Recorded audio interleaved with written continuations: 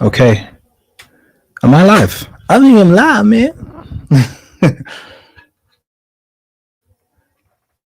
It says I'm live, and there should be audio this time. I haven't made the same mistake I made last time. I don't think. Yes, I can see audio. Stream seems good. Visuals seem good. Just give me a little note and let me know that I'm live. Yeah, sounds good. Let me know that I'm live and I'm audible. I think I'm live and audible. Sounds good. So there's only one more test to run, really. Hi, everyone. Apologies, we had to postpone for half an hour.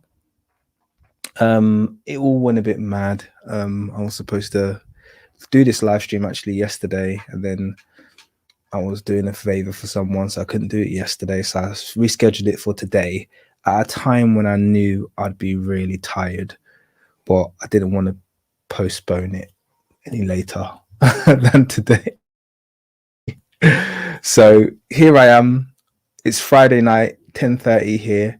I'm a little bit exhausted. It's been a bit of a long day, I'm not gonna lie. But in fact, that's a good thing because I don't really want to spend too much time on this topic. Because hi Wildflower.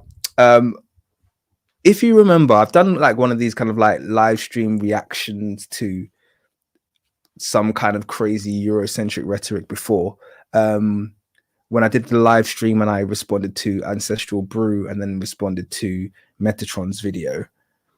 And I don't like doing these kinds of videos, or at least not giving them too much energy, because all that happens is I turn into a really my character turns really smug and cynical because I find it really difficult to hide my dislike for these people. Yeah, it is many ways personal when I'm going through these videos, because I feel like it's one thing for us to be intellectually opposed, to have divergent viewpoints, which is totally acceptable. I will accept that. You know, people have different viewpoints. There's barely anyone who I wholeheartedly agree with on any topic. But what I feel is different with when I come across characters like this. So for those of you who don't know, this guy's name is Simon Webb. He calls himself a historian, and for some unknown reason that only God could possibly answer, he has published books. And I think he genuinely has a real publisher, which I find disturbing, because the more I watch his content, the more I realize how entirely inept he is in the field of history. And my issue, going back on topic, I was going for a rant there. My issue is that I feel there's a willful dishonesty here. In fact, there's deliberate lying that takes place in all of his videos and all of his content. And I'm never going to read any of his books, so you can just forget that. But he's just an absolute moron. So it's very frustrating watching his stuff. That's just how I feel about it, you know. That said, you know, who knows? Maybe the forum will be made where I'll be able to have a live debate and discussion with him, because I really wouldn't mind taking him to task on many of his wild viewpoints. But that being said, today's video, we're just going to look at it's an interview that I found him doing online with another person who is a very disappointing. And actually, it's good for me to show you this, because I think this video, one of the things it will do is it will dispel some myths that people have about the UK. Because I think people do have this view. I've heard Americans say this many times. Often Black Americans will talk about the UK in very romantic terms, as though it's not a racist place, or as though it's not as bad in the UK. They're so progressive. And sometimes I'm just like looking around like, are they talking about here? You know, I look back and forth, he's talking about the UK. Like these guys ain't got a clue. No, let me be very, very clear to you about this. What you're gonna see in this video is by no means extreme when it comes to viewpoints held in the UK. In fact, I would say that this is a fair representation of the mainstream view in terms of how willing people are to be lied to. This is exactly how the media talks in the UK. This is exactly how the general public, who used to pride themselves actually in the UK. One of the funny things is in the UK, we used to really have a sense of pride about how, and this is a lot of this happened in the last 20 years. So around 20 to 30 years ago, the UK actually was actually very anti-establishment. So even our media was very anti-government, anti-royal. There was a definitely a socialist feel about the general public. And so the UK have always retained that reputation where people think, oh, well, the people in the UK think, and it's like, we're not like that anymore. The UK is like America, but it's worse, because in America, you've at least got kind of like opposing political viewpoints when you see Fox and CNN. In the UK, we literally just have the BBC, and everybody believes everything the BBC says, and the BBC is just like Simon Webb. Yeah, you know, it's just like Simon Webb. That's the honest truth. And so people don't think for themselves over here. There was a time when they did think for themselves. There was a time. Now they are pro-royal, pro-government, pro-establishment, pro everything that's negative, and that's because they're not thinking for themselves anymore. And so this video is going to be eye-opening for two reasons. One, we're obviously going to be debunking, although I'm not sure how prepared I am, but I don't think I'm going to need much preparation for this guy. But we're going to be debunking many of his fallacious viewpoints. But you're also going to get an insight into how willing the general public in the UK are for these kind of viewpoints, and how open they are to basically receive any kind of messaging that is anti-black, essentially. The UK is a very, very anti-black society. I can't stress that enough. And a lot of that is being predicated by the BBC, which is a very, very anti-black establishment. So yeah, without any further ado, let's get cracking. Okay, dokie. So I'll keep an eye on the comments as much as I can. Some of you, I mean, without a spoiler, let me hope that this media plays through. So I'm going to play a video. I'm going to drag a video onto the screen. I'm going to keep it small because I don't want to full screen it. I'm going to play a video, and you guys have got to let me know if the audio is okay on this. In fact, I should just monitor this. I'm just going to turn my monitor on. Make sure that this video plays okay. Just give me a little. Sorry, 1 second. You're going to hear me in the background. Gosh, I was ranting for a while there, wasn't I? All right, let's give it a try. So I'm going to play this.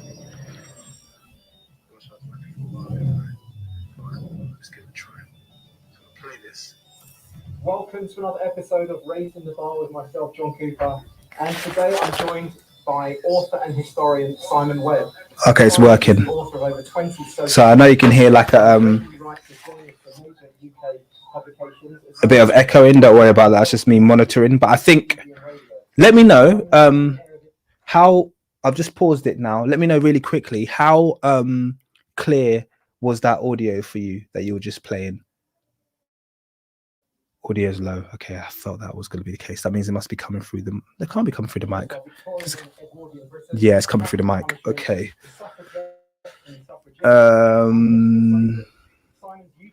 It's not picking it up. Okay. 1 second. I've got to do our thing. I've got to do another thing to make it pick up the audio. Look at settings and audio. It's got one in. That's great. Okay, I think they've got another. It's got another option for me to present. So I'm going to stop my screen, and I'm going to present a video file. There we go. Boom. This should work. So let's do it this way. I just don't want it full screen. It's the only thing. So let me just do it this way, and then hopefully this will get it going. Close, boom, there it is, and open.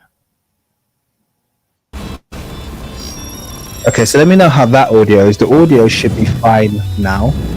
Let me know in Welcome to another episode of Raising the Bar with myself, John Cooper. And today I'm joined by author and historian. Okay, better. Okay, cool. So we got the right audio. I don't like it full screen. Can I make it smaller there? No, oh, that didn't mean to do that. Okay. I don't want to play it full screen because it kind of just leaves me a little bit exposed, and I feel like it will. Oh, actually, there you go. There we go. That's a bit of a shrink. That's a bit better. Let's leave it like that. Okay.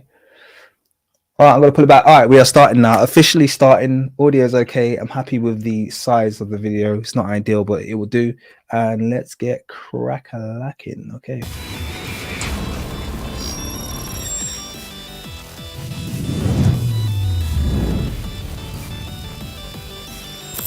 Welcome to another episode of Raising the Bar with myself, John Cooper. And today I'm joined by author and historian Simon Webb. Simon is the author of over 20 social history books and regularly writes as journalist for major UK publications, as well as being a consultant.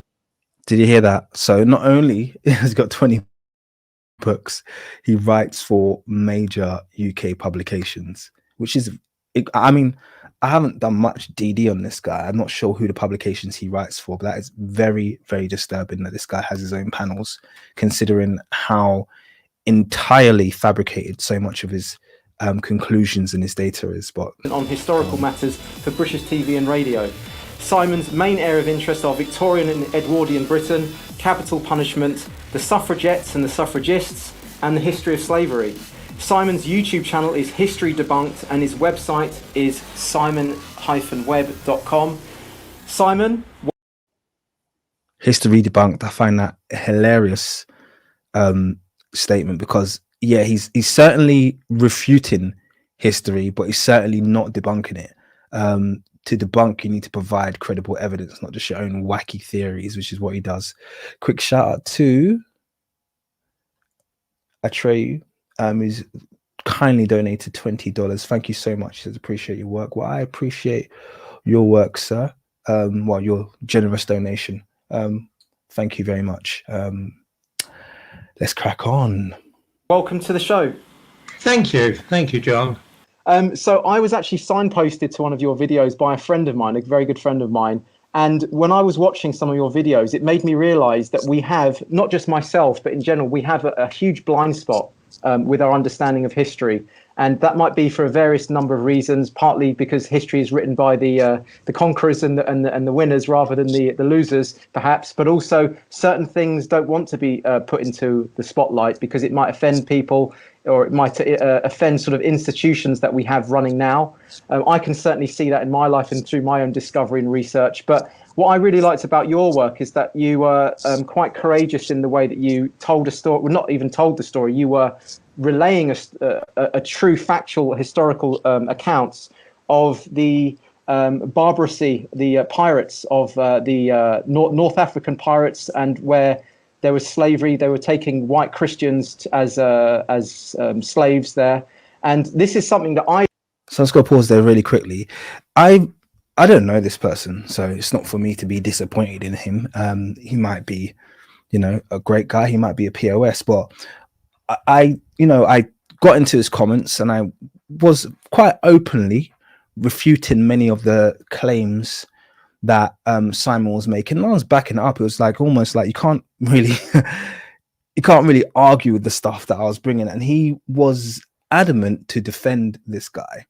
And one of the things that you got to pick up is his overall desire for Simon to be correct. He just really, really wants Simon to be correct. And this is what I was telling you earlier about why this is such a good reflection, a good microcosm of what happens in the UK. This guy is a perfect reflection, in my view, of your average UK person who is just waiting for a lie to be told that they can believe. Just give me a lie. I don't care. I'm not going to look under the hood. You're the expert. Just give me a lie that makes me feel good about myself. Give me a lie that makes me feel okay with the fact that I don't like these people, or I've got a problem with these people, or I'm jealous of these people, or I want to say the N word. Just give me a lie. Give me a lie so that I can feel better about myself and better about these feelings that I have that I know aren't really good feelings. And that's the overwhelming feeling that I get whilst he talks constantly, because really there's no justification for many of the things that are said, and you have to turn your brain off. You literally have to lobotomize yourself for many of the things that Simon's going to say for them to make any sense. But anyway, let me carry on. Didn't know about, and then it made me think, well, what about other parts of history? What is there other accounts of slavery that isn't just about the sub-Saharan Africans that were taken to the colonies in America? Is there other stuff that I don't know about, and have I been denied this because then? So there you go. So there's the first mention of sub-Saharan, and you'll find that there is an obsession with sub-Saharan Africans.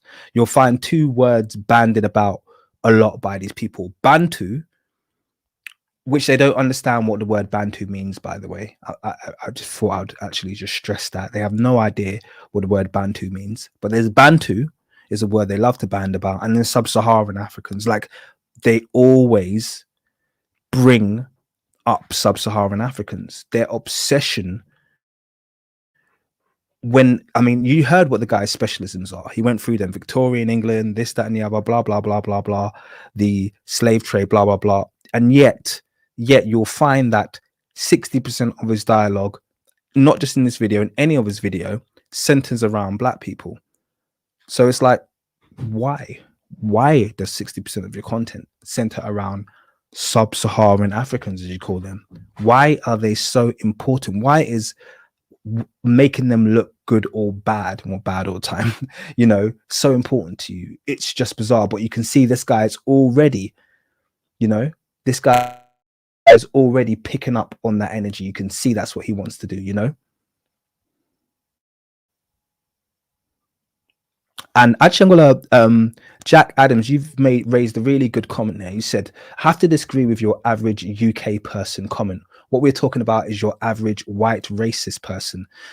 See, you say that, and I know where you're coming from. And I guess the fact that you've made that comment, you are not a white racist. But I would say that more than a higher quantity of UK people are racist than you probably think.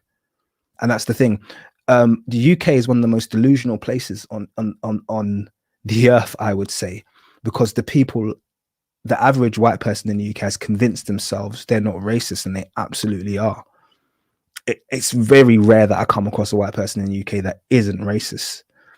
And the thing is, their racist views, just like this guy on the screen that we're looking at now, are justified by a racist media. So they don't think that they're racist. They think they're okay. They're like, well, I'm perfectly okay thinking these things. It is their fault. Why are they all stabbing each other?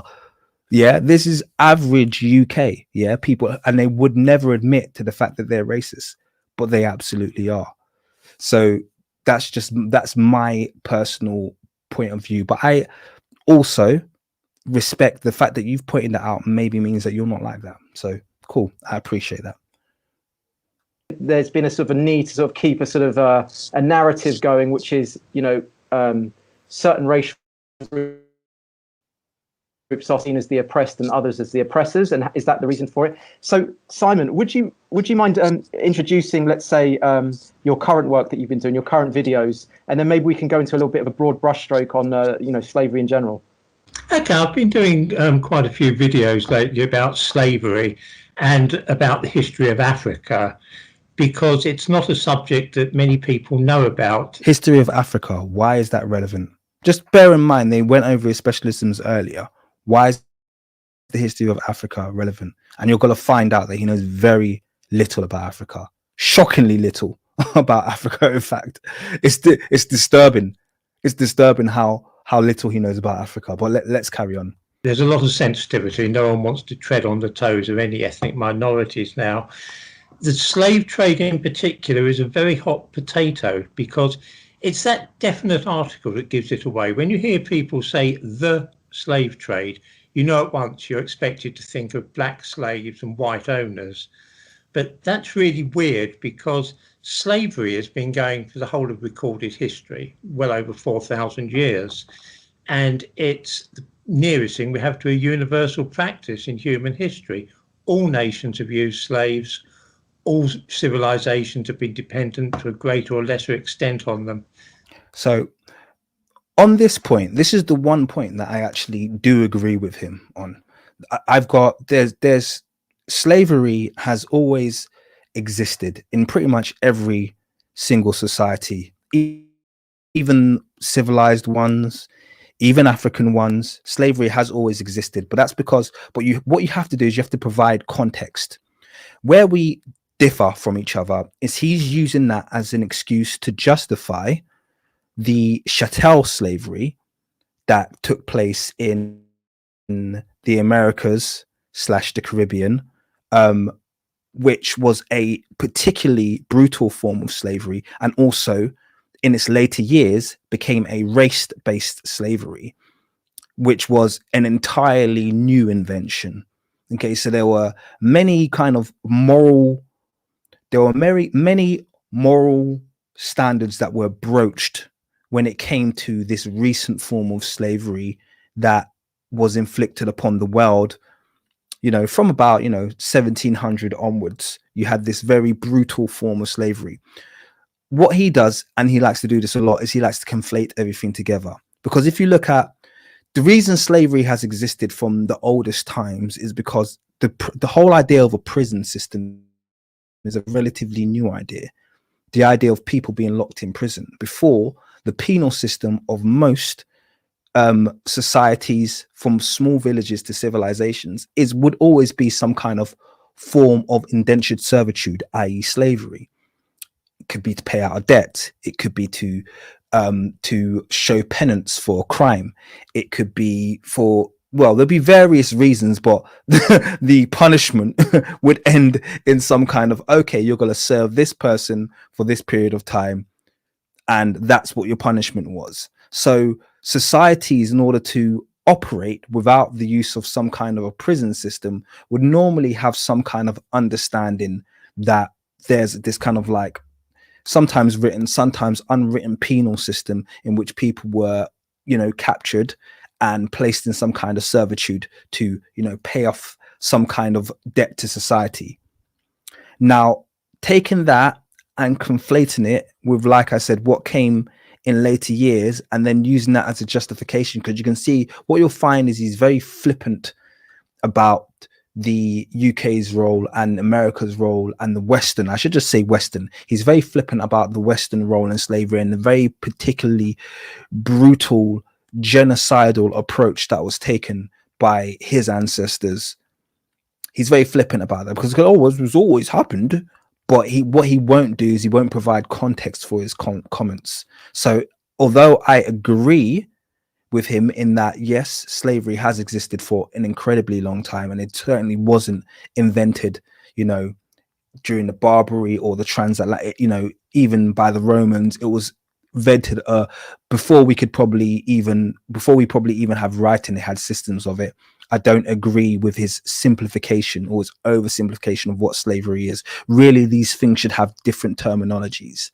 We should be able to, in today's society, define the difference between indentured servitude, slavery, i.e. prison of wars, POW slavery, chattel slavery. We should be defining these things differently and really be given, human trafficking. All of these things need to be, categorized and separated correctly. Otherwise, what you get is this revisionist approach to history, which is what he's promoting. But the transatlantic slave trade was only running for about 350 years, so it's not a major part of the history of slavery.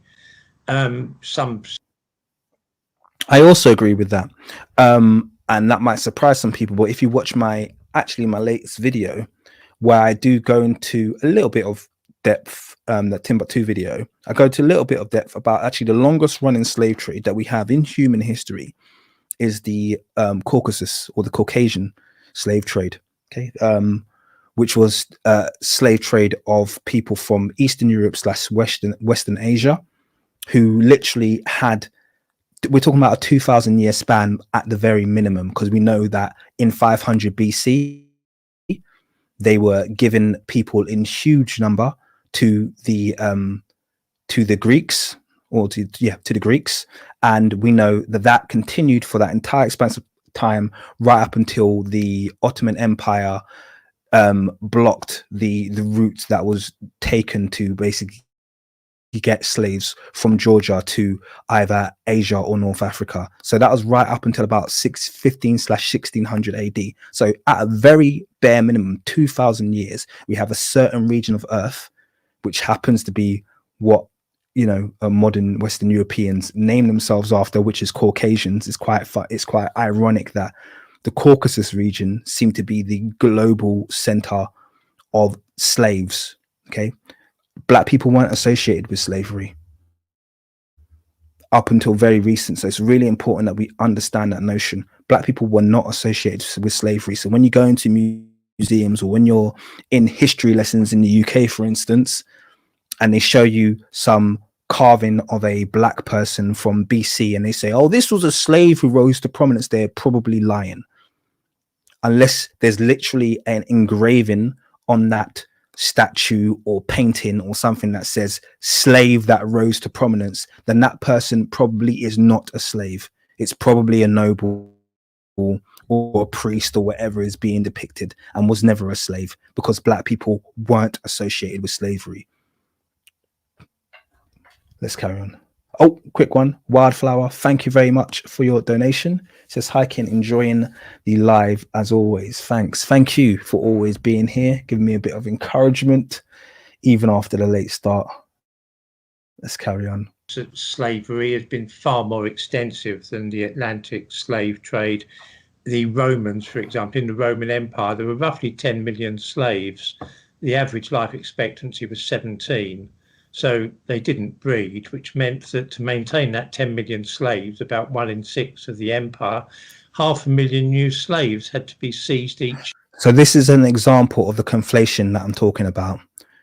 He's talking about the fact that the Roman Empire had 10 million slaves. Now, what he's conflating here is essentially a class system where people would have been classified as being a part of a slave caste, or a slave, you know. And but by the way, to be very clear, this was not racial either. This was totally across the various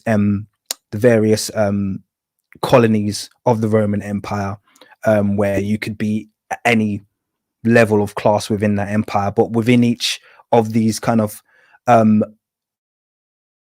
colonies, you would have a lowest caste, which would be essentially the slave caste.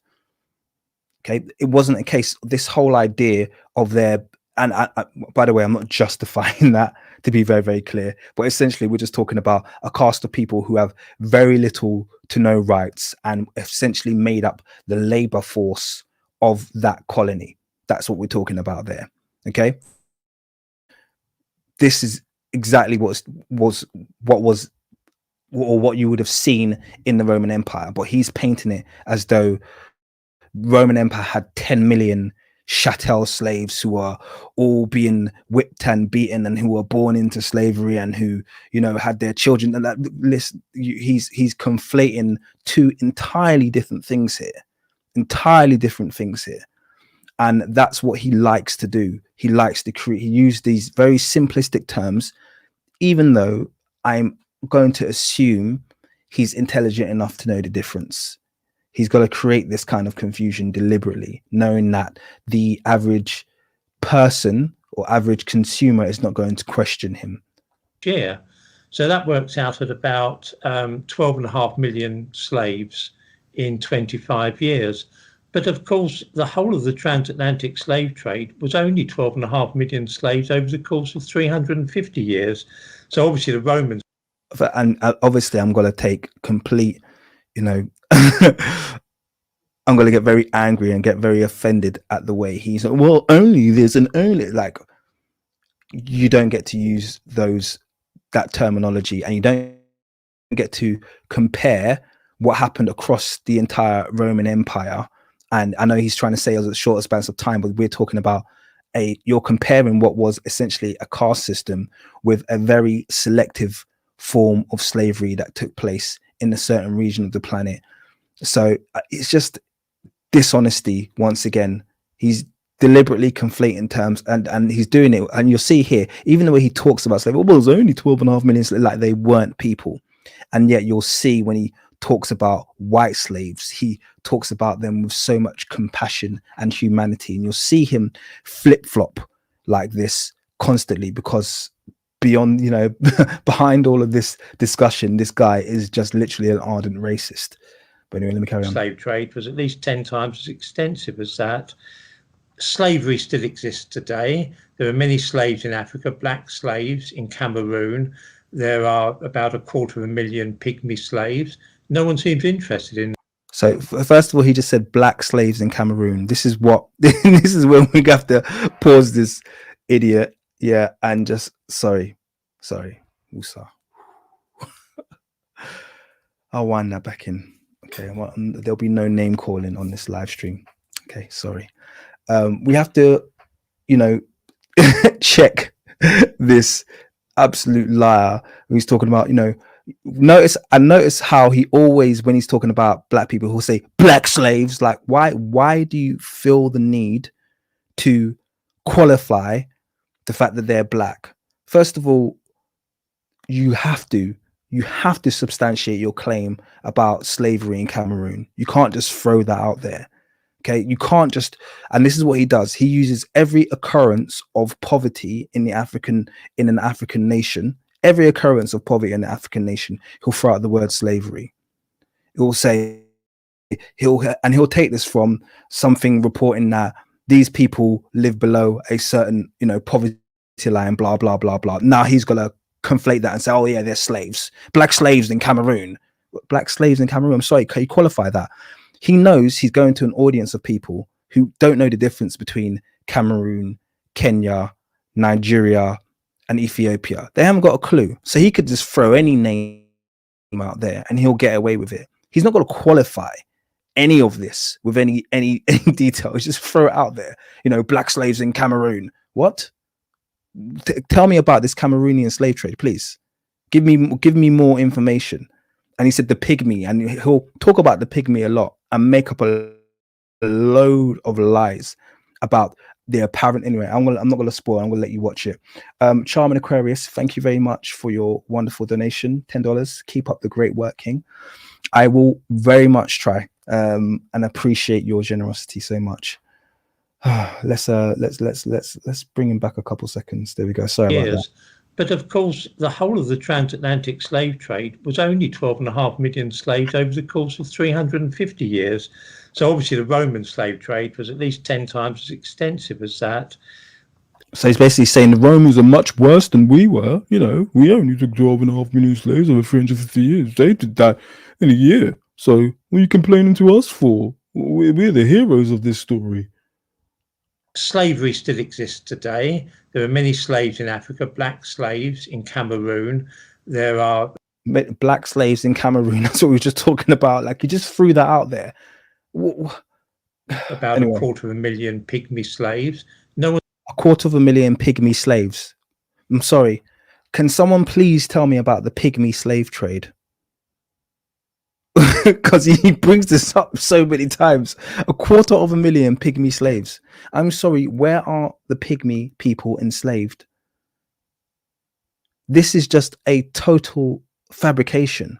What are you talking about? Pygmy slaves. This guy is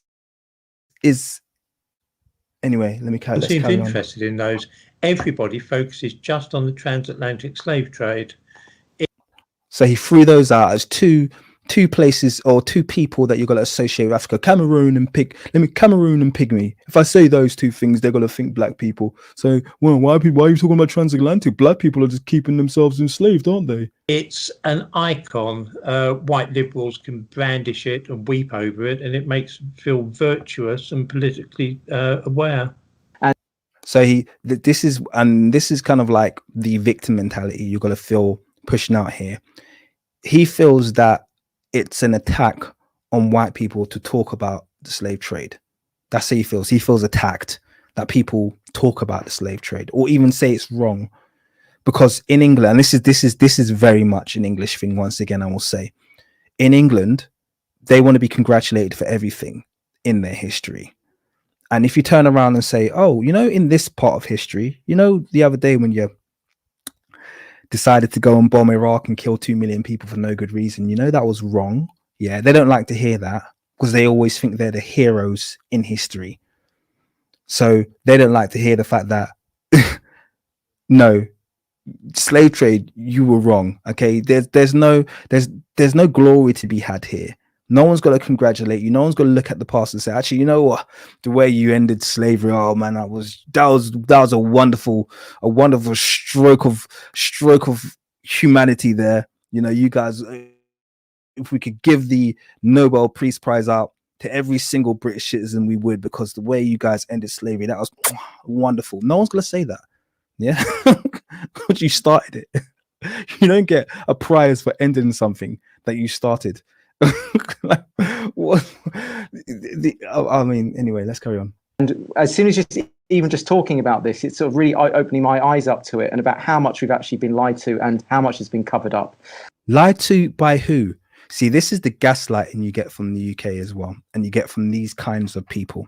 And this is where we're getting more extreme now. So now I'm going to separate this from the entire British public, because I think now these guys are kind of like working their way into their own little niche of fabricated stupidity. You know, he's sitting there and he's like, you know, oh, you know, so it's a big cover up, like, sorry, look, Mr. Englishman, yeah, you don't get to complain about conspiracies and cover-ups, yeah, because the people writing the history have no benefit to lie to you about it.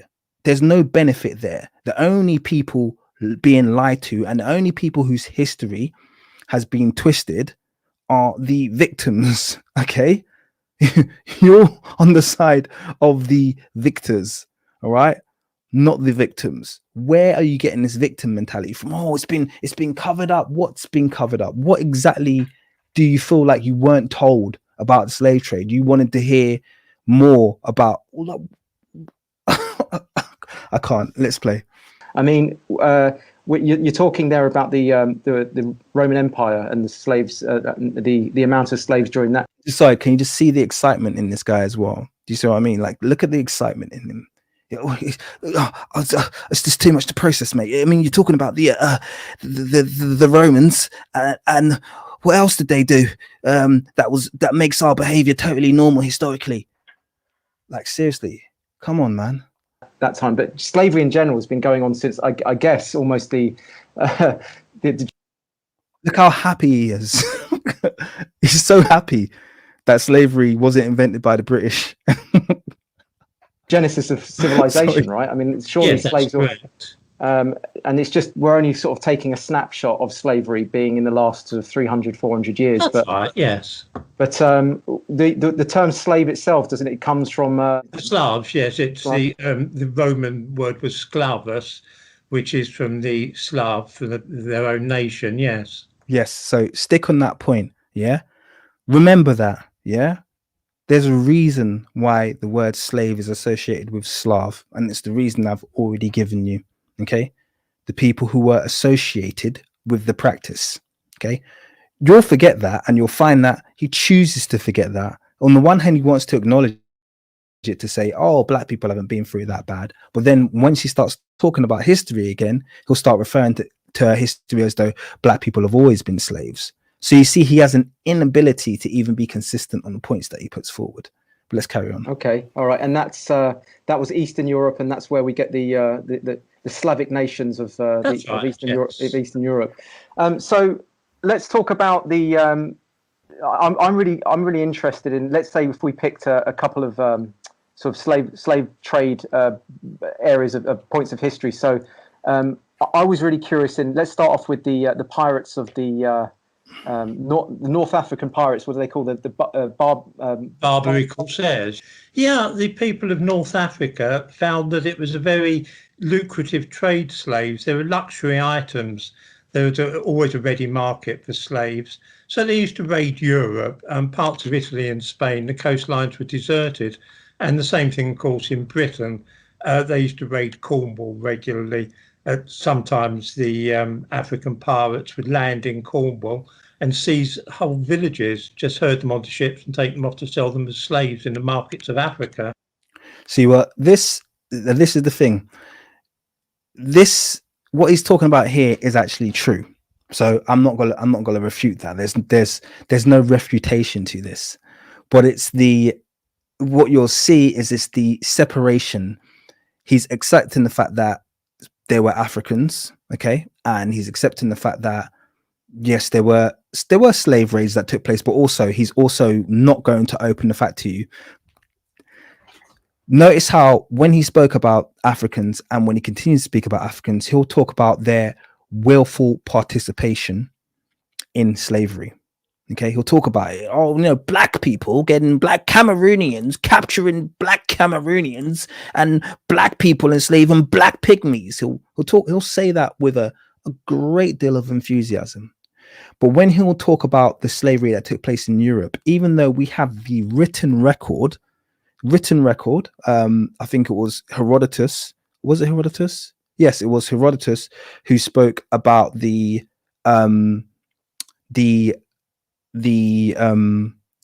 what's the word I'm looking for? They had to give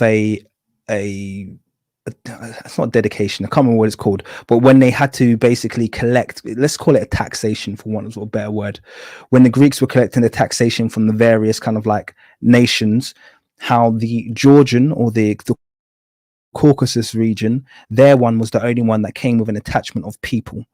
Okay, so literally said, this much blah blah blah gold or ivory when they were talking to the Africans, this much silver or something when they're talking to another neighbor. When it came to Georgia, it was like this much of this, and also 400 of your best boys and 400 of your best girls. Okay, that's how far back slavery goes, and it was a willful participation. But when he tribute, thank you, Surf Acton, that's the word I was looking for. Thank you. That's the word, you knew it. Thanks, Surf Acton. Tribute. So it's a tribute that they had to give. Now, when he talks about the Barbary slave trade, what he'll always make it seem like is that Europe was a total victim. We had to empty the coastlines, blah, blah, blah. He won't talk about the willful participation of the Europeans in the slave trade. You'll never hear him talk about, we had some Europeans who were, trading. It was very lucrative for both sides. It was only lucrative for the Africans who would come and who would raid the coasts of the UK or raid the coasts of Europe and pick people up and put them on boats. It wasn't a trade. That's a total lie. It was totally a two-way trade, particularly when it came to the Caucasus region. Those same Slavic region, those people were fully involved. You'd have fathers, like I said in the other video that I did, you'd have fathers selling their daughters. Okay, absolutely two-way trade. Okay, and if this was the other way around and we were talking about Africa and Africans were that involved, he would be having a field day. The Africans, if you look at the Africans, their approach to slavery was really quite bizarre. The husbands would have several daughters, sometimes a dozen daughters, and put them up for sale. These people had no. But when when the shoe's on the other foot, and it's the Europeans, suddenly blind spot. Simon's forgotten about history now. It was all raiders. People, it was all the raiders of the Lost Ark. The pirates of the Caribbean. Coming along the coastline, kidnapping people. No, tell it like it is. Ireland as well. They used to sail as far as Iceland There were a number of raids on Iceland in the 17th century. Always raids. Always raids. Yeah, always raids.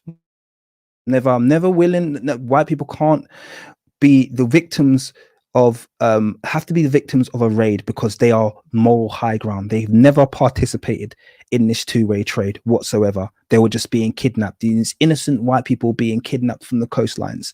Give it a break. Give it a break. You were far, in fact, the evidence suggests that Europeans were far more willfully involved with the slave trade, with their slave trade, which was the slave trade for 2 millennia, with the slave trade than Africans ever were. Africans were never this involved. There was never, you don't have a single account of a man in Africa selling his daughters to slavery. You can't find a single account of that.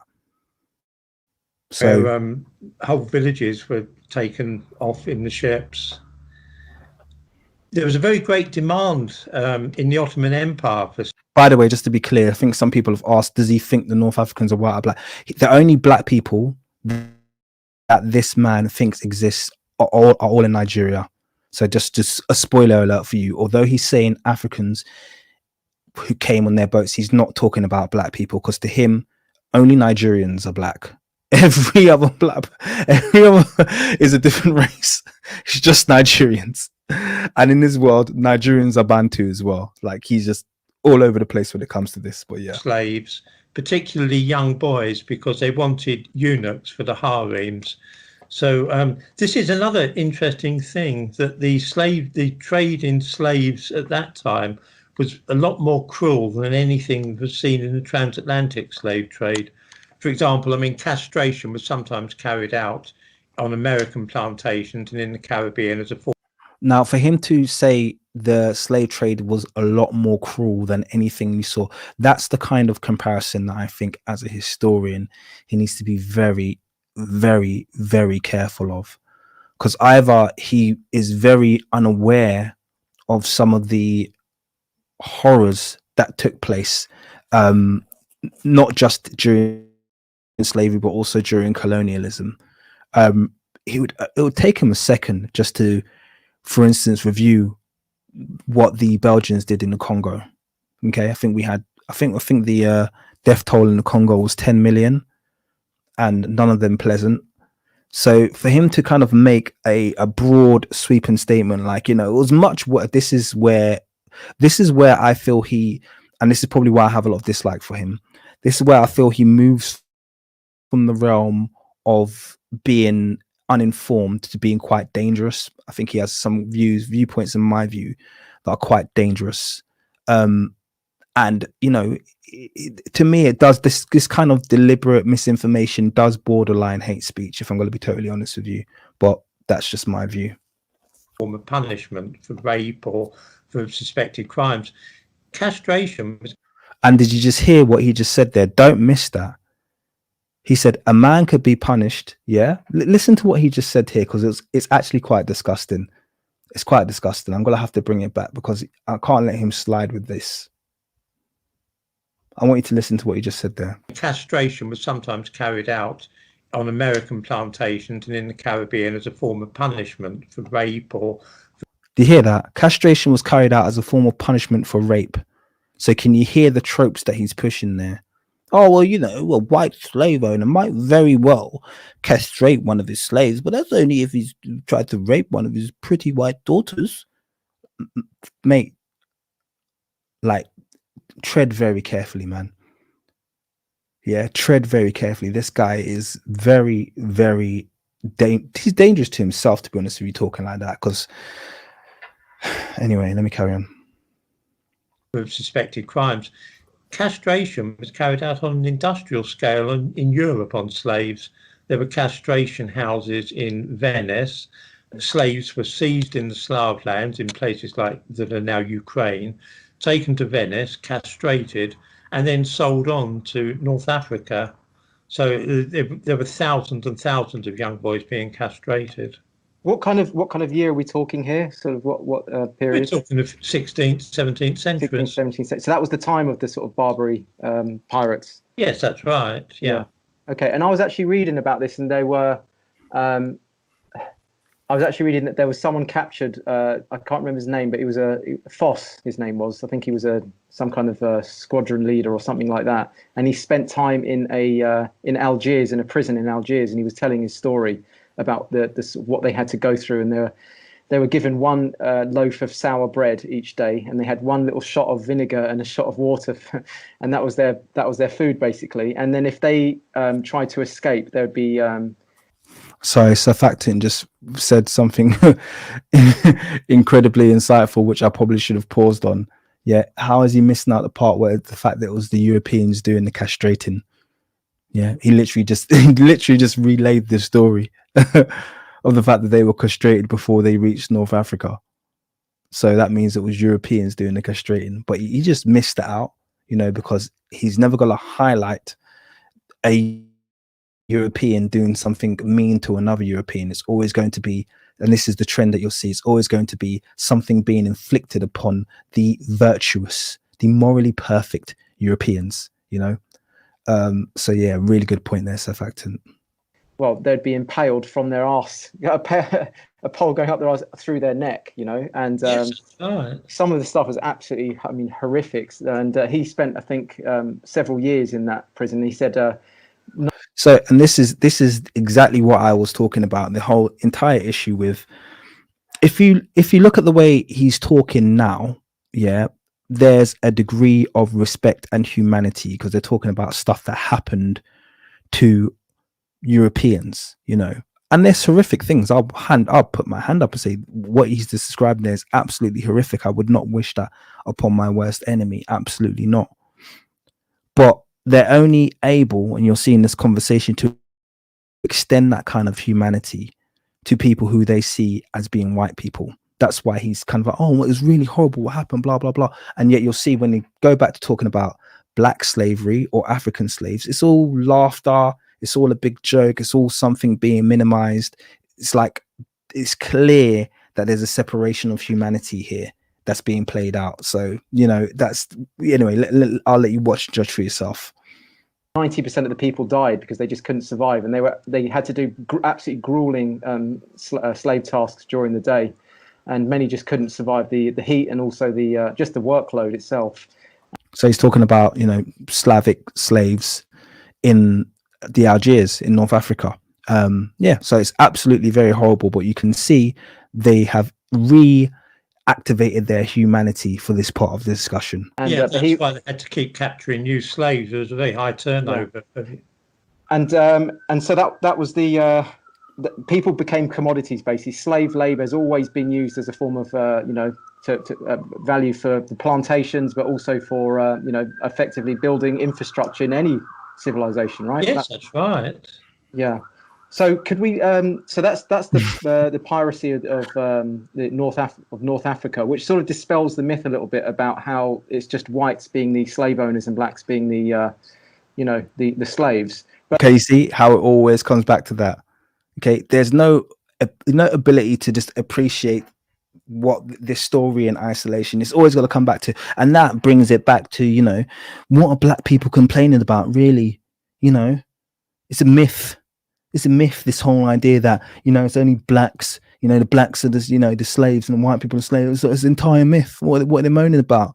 We've been through worse slavery than you have. You know, what's the problem, mate? Quit your whinging.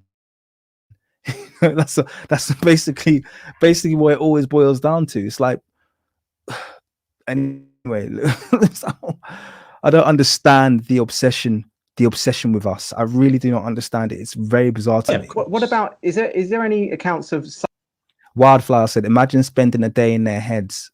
My response to that is, we do, like, literally rent free every day, literally rent free every day.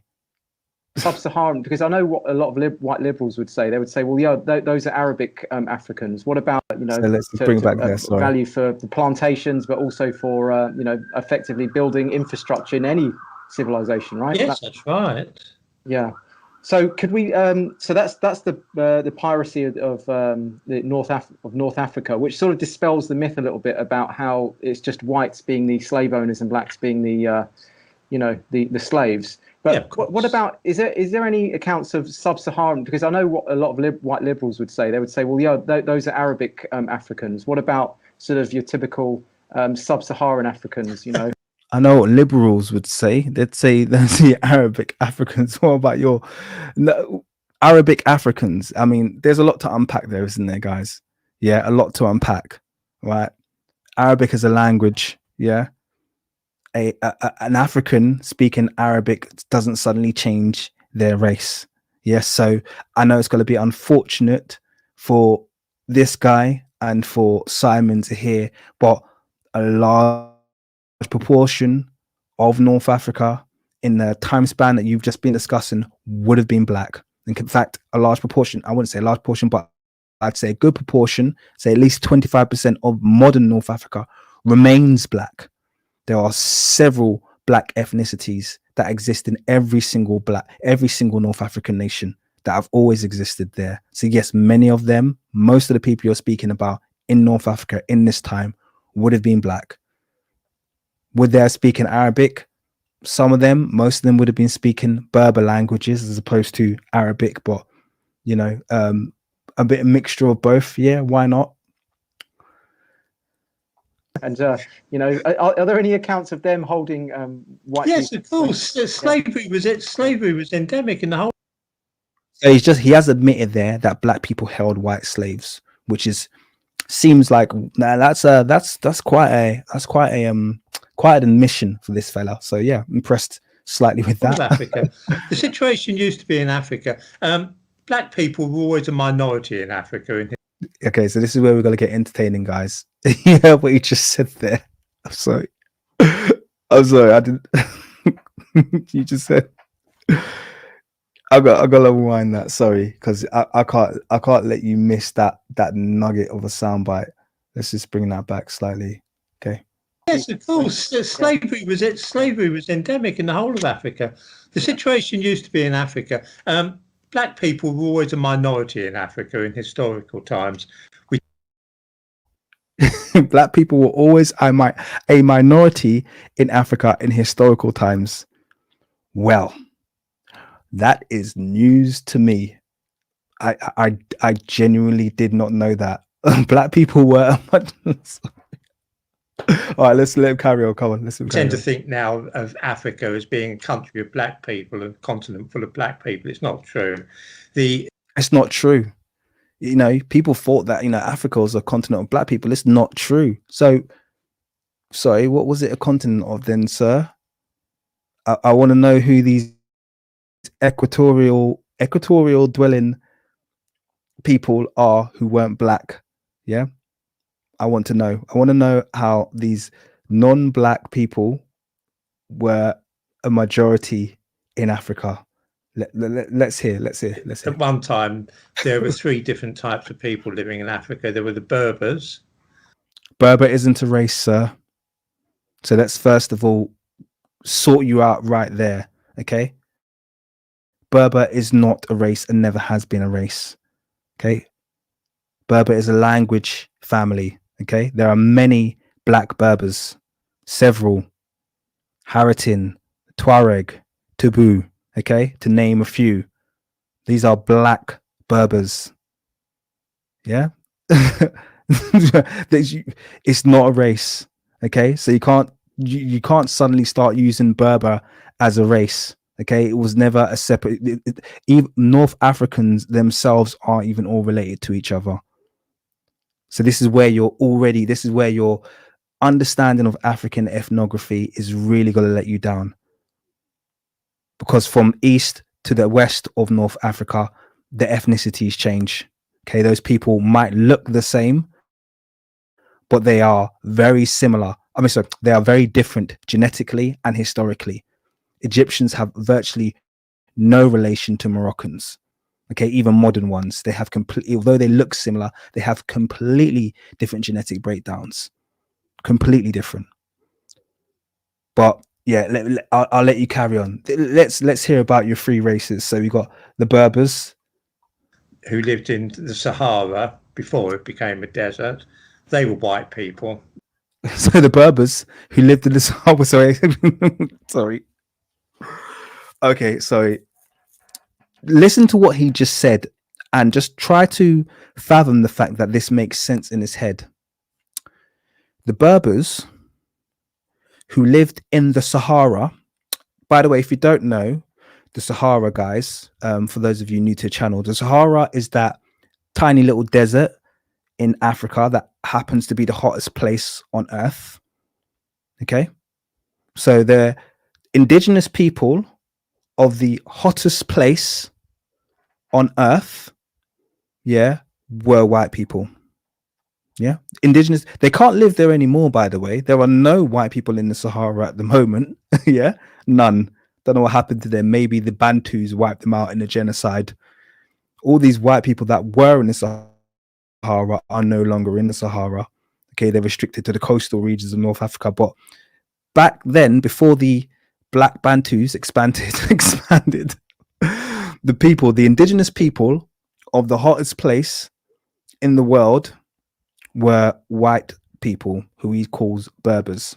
Okay, just to be clear, and just in case you missed them, that they've given us some nice images here, just to help us along the way, so you can see this fella right here. Yeah, you can see him with in all black. I'm looking at the guy in all black. I want to see that this very fancy pink skinned fella, he would have survived perfectly. I mean, he looks entirely adapted to the Sahara. They all do. Very adapted people to the Sahara, these people. Oh Lord, let's carry on. This is gold. Let's they lived in North Africa. In the south, there were the Khoisan, what sometimes known as the bush people. Yeah. They lived over most of Africa, right? So he's talking about the Khoisan there, yeah? They lived over most of Africa. So the Khoisan, yeah, lived over most of Africa. Fine, yeah, okay. Are they not black in your world? No. As far north as Uganda, Kenya, Mozambique, Zimbabwe, South Africa. There weren't any black people living there. There weren't any black people. Sorry, the Khoisan are not black. All of a sudden, someone needs to inform the Khoisan people. Okay, let the San people know, and the Khoisan people know that they are no longer a part of the black race. Okay, they're no longer black. What are they? What are they then? Let's carry on. Only the Khoisan people living there. So were they white, these Bushmen? They were white people. They were white people, and they had an Oriental appearance. They will. Yes, guys, you heard that correctly. They were white people, and they actually had the nerve to put a picture of a Khoisan mother and child, or it must be grandmother and child on the screen. I'd say, whilst he was saying they were white people. I'm sorry, like what do we need? What? Someone help me here. This is wild. Because the last time I checked, race was a phenotypical thing, wasn't it? So you classified as race because you look a certain way, and we were always told, broad nose, yeah, flat nose bridge, yeah. How about the hair? Curly hair. I mean, when we're talking about the Khoisan, we're talking about they literally are known for having the tightest curled, keyest hair out of all of the races on the planet. Okay, they literally have the tightest curls. You rarely see a Khoisan person with hair that's longer than a couple of minutes.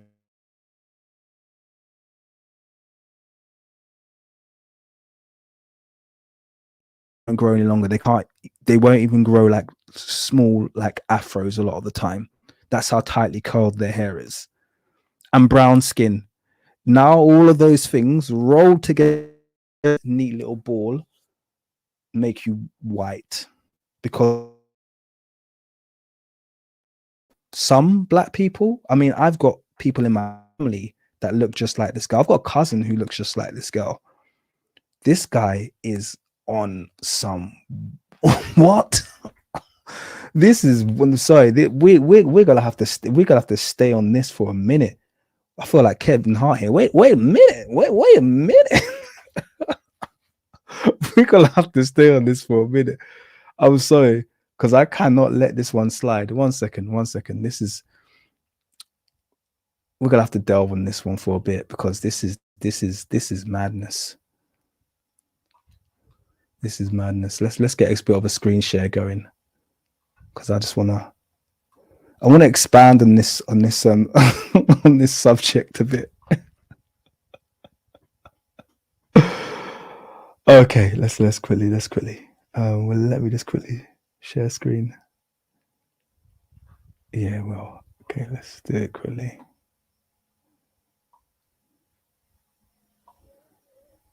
So there we go. I'm sharing screen now. We get to see. Let's look at some Khoisan people. I just want everyone to see what this wonderful white race of people look like. Is it gonna load? It's just loading. Hurry up. There we go. Just so we can all appreciate this wonderful white race that he calls the Khoisan here. So there's that same girl again.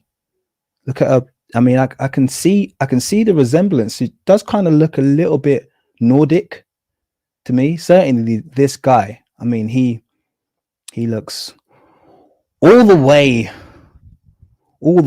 German, doesn't he? You could just, I mean, guys, like, at the point at which you're going to say, first of all, I mean, it was wild enough to say that these people aren't black, because let's just let's take our stupid hats off and put these people in any country on the planet, not even just America, and they're pulled over by the police. Can someone give me any scenario where they would not be described as 3 black people in a car? We have a black male and 2 black children in a car. That's how they would be described in every single country on the planet, from Nigeria to Brazil to Iceland to Switzerland. There is no one on the planet who would not describe these people as 3 black people. And yet, because their skin tone is mildly lighter than your average, I don't know, Nigerian. Remember I said it's Nigeria really has a problem with than the average Nigerian, even though I've got plenty of people in my family with these complexions. They're going to say that they're white. This is wild. This is crazy. I'm sorry. I mean, even feature-wise, these people are more black than me. Like, if we're going to talk about blackness being a measure of kind of like distance from European, yeah. I mean, like, there's no European on the planet with these features. None. Like, this guy's wild, man. This guy's absolutely wild. So let's have a quick scroll through and we'll see more of these. Here we go. There's a nice white family there. They would not be classified. I mean, yeah, I could kind of see. Yeah, this kind of looks like Ed Sheeran a bit. It does. He looks a bit like, I can see his point there. This guy here looks like Ed Sheeran, especially the hair. Yeah, that's a beautiful, beautiful Eastern European looking family there. Like 3 Russians.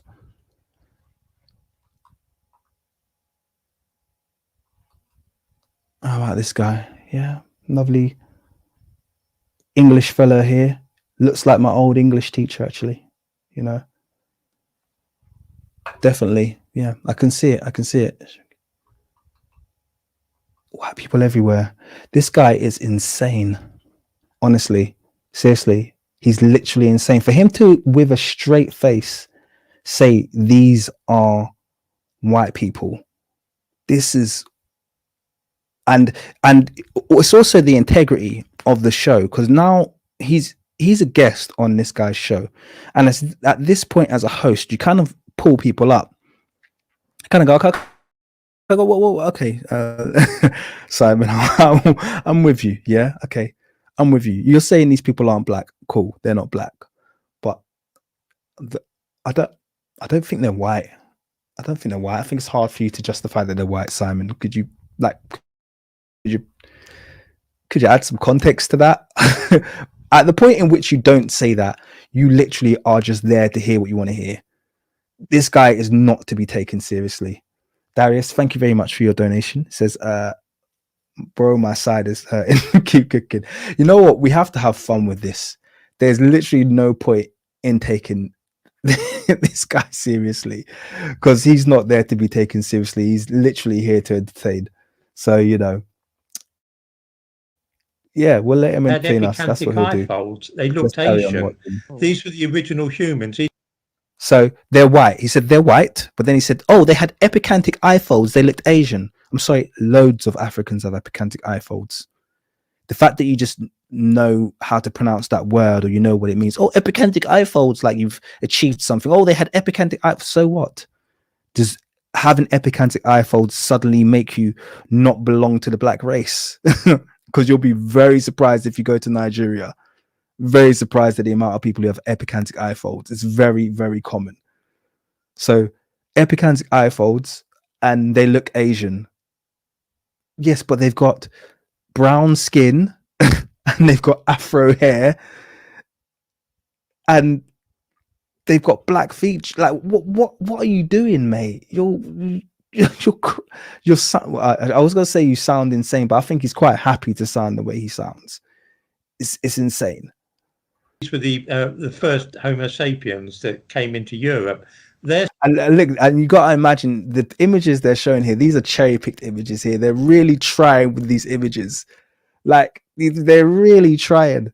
Like, did he when he was selected these images to put it, bear in mind, this is an edited video. This isn't like a live stream. This is like an edited video. When he was selected these images to put in, I'm sure he was like,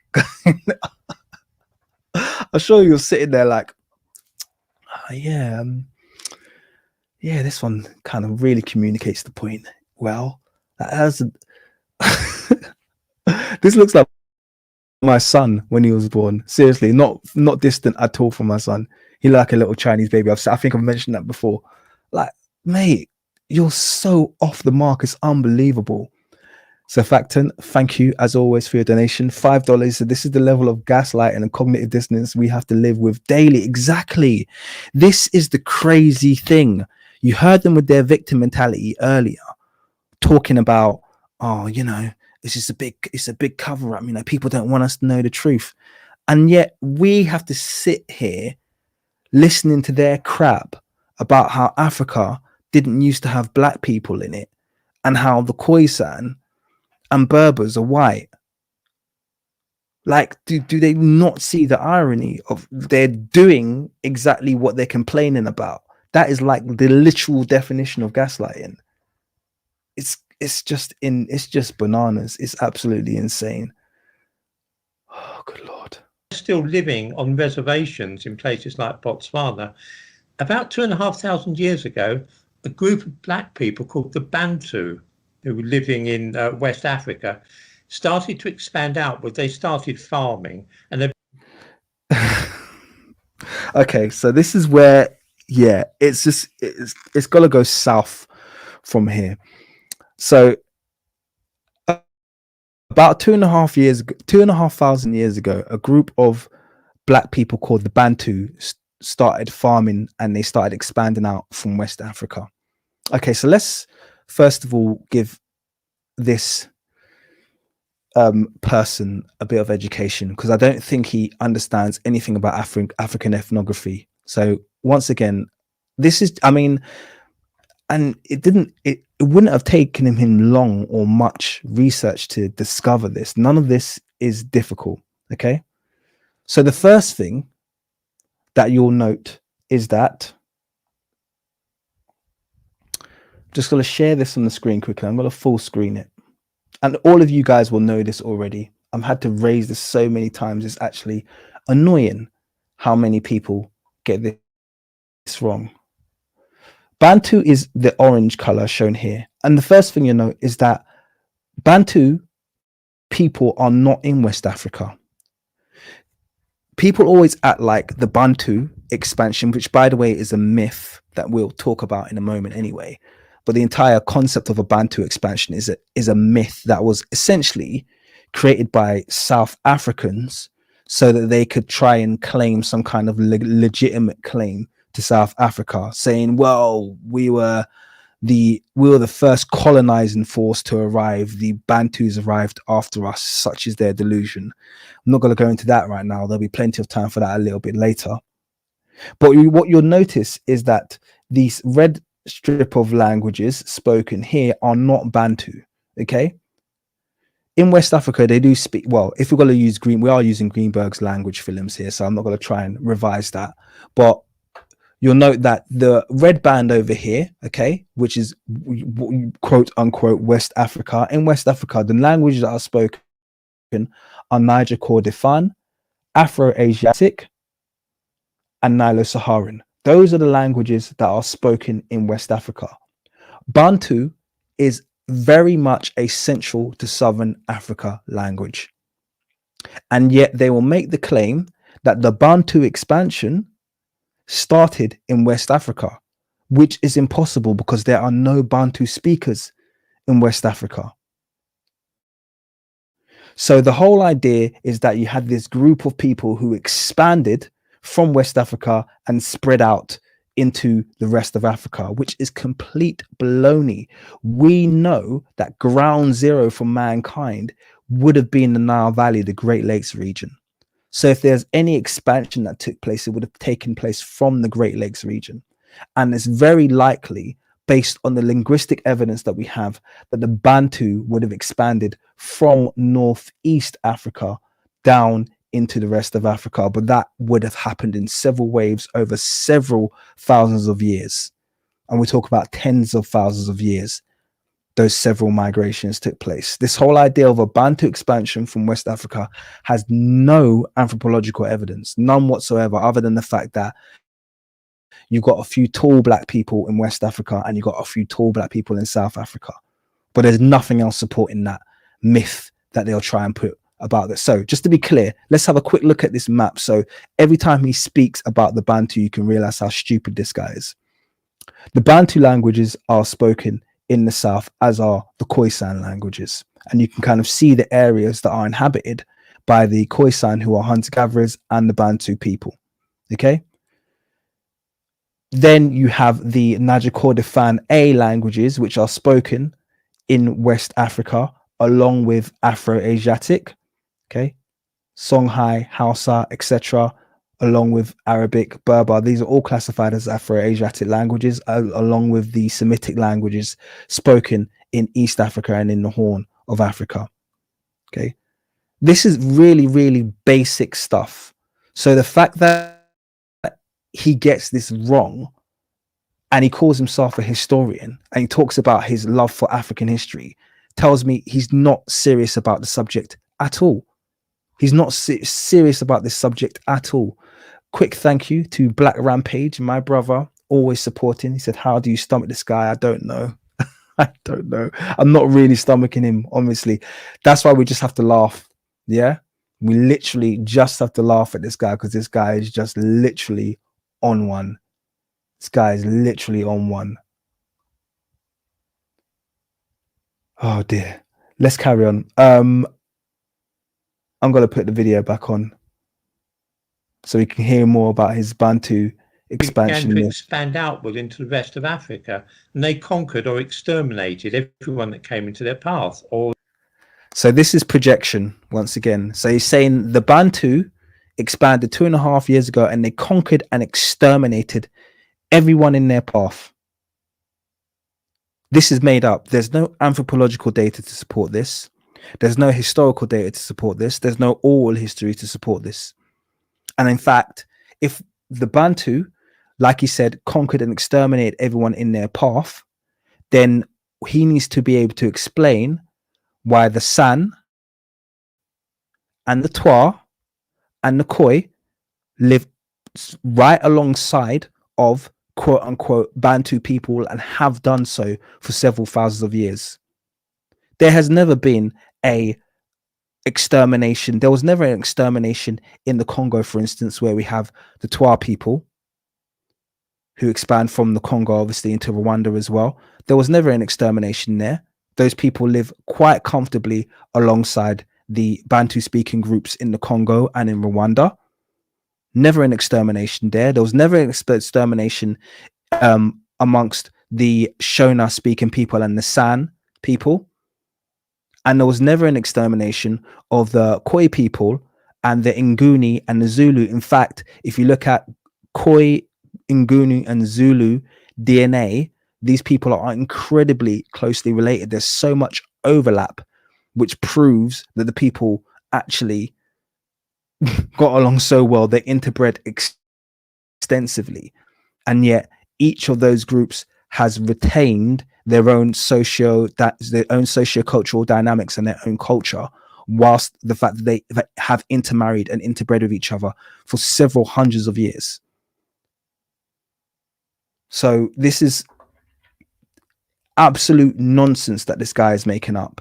He's literally like making stuff up. I think it's kind of like hand in hand. He's making stuff up, but also he's probably getting educated by some kind of white South African propaganda tool that was put out, because a lot of this Bantu expansion myth has been propagated by the English and white South Africans who need us, who need black Africans to be as barbaric as they are, because they go out expanding. When they expand, they commit genocide. Everyone they've ever come across or in contact with, they've genocided. That's a fact. Okay, he's aware of that. Okay, the Goths, the Vandals, the people who are his ancestors, their history is expansion and genocide. They don't cohabit with anyone. Anywhere they go, they commit wide-scale genocide and they erase the people. So therefore, they're going to try and project that image onto some group in Africa to justify what they do, but there's no historical data to support it. Enslaved them if there were any survivors. So they enslaved the pygmies. Enslaved the pygmies. There's no evidence of Bantu enslaving pygmies. No evidence whatsoever. That's literally made up. There's literally no evidence of Bantus enslaving pygmies. They killed all the Khoisan except for a few of them that they killed all the Khoisan. Once again, no evidence of this. In fact, like I said before, there's very, very strong evidence of wide-scale interbreeding between the Khoisan, the Zulu, and the Xhosa people. Okay, they all have heavy genetic overlap. I think it was Desmond Tutu who had his DNA taken before he died, and he realized he carried loads of Khoisan DNA. As you can even just look at someone like Nelson Mandela. Nelson Mandela could pass for a Khoisan, and he's a Zulu. That's how much genetic overlap you had. There's so much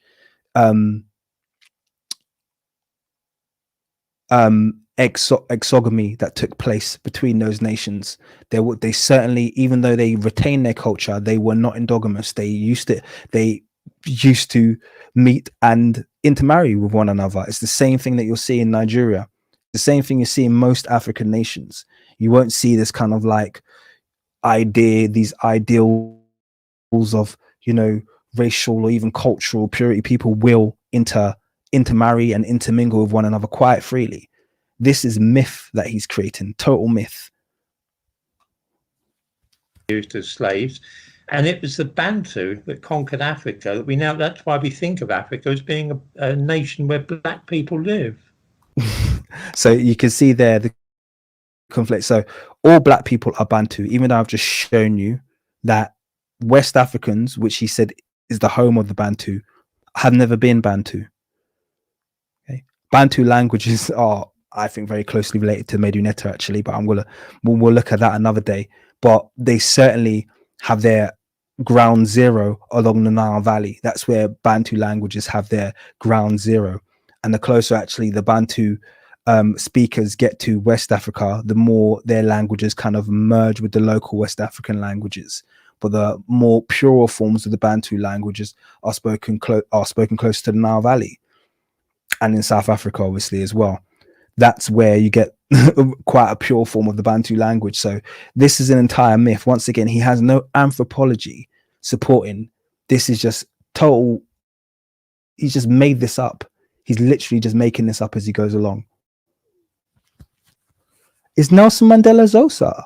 Oh, Xhosa, I should say. I thought he was Zulu. That's news. I always thought he looked Xhosa. I can't say the click word. Xhosa. I always thought he looked it, but I always thought he was Zulu because you've seen him in traditional Zulu wear quite a lot. Thank you for letting me know. I did not know that. Shwarello, thank you for informing me that. I literally thought Nelson Mandela was Zulu. Oh, there you go. Learn something new today.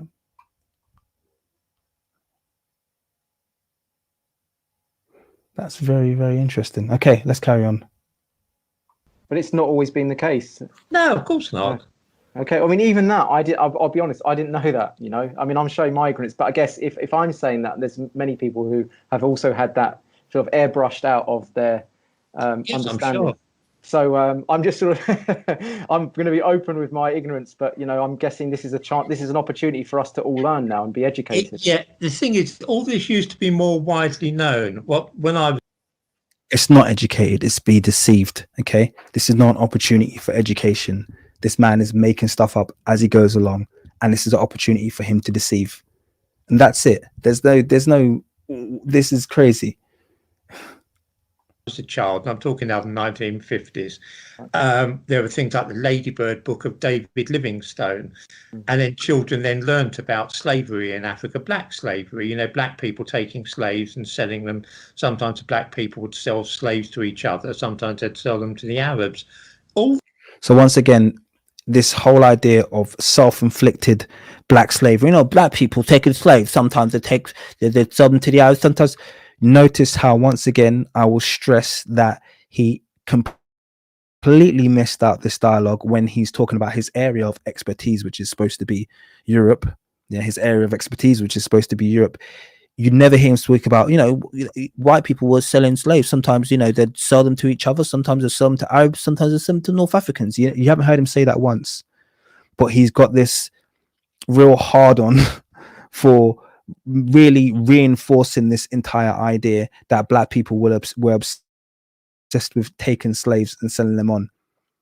But the data suggests that Europeans are more guilty of that than Africans. That's what the data says. We can back that up. That's verifiable data that Europeans absolutely loved to sell each other to North Africans. They love to do it. They love to sell each other to Arabs. Okay, that's a fact. You can't deny that. And yes, Khoisan, King of Hearts, very good point. Khoisan have the coarsest hair in Africa. Okay, so how can they be a hybrid, you know, of Caucasian and Bantu like this man is trying to express? It's literally ridiculous. And this is what they do. In fact, I'm going to expand on that point really quickly, because this is what they do.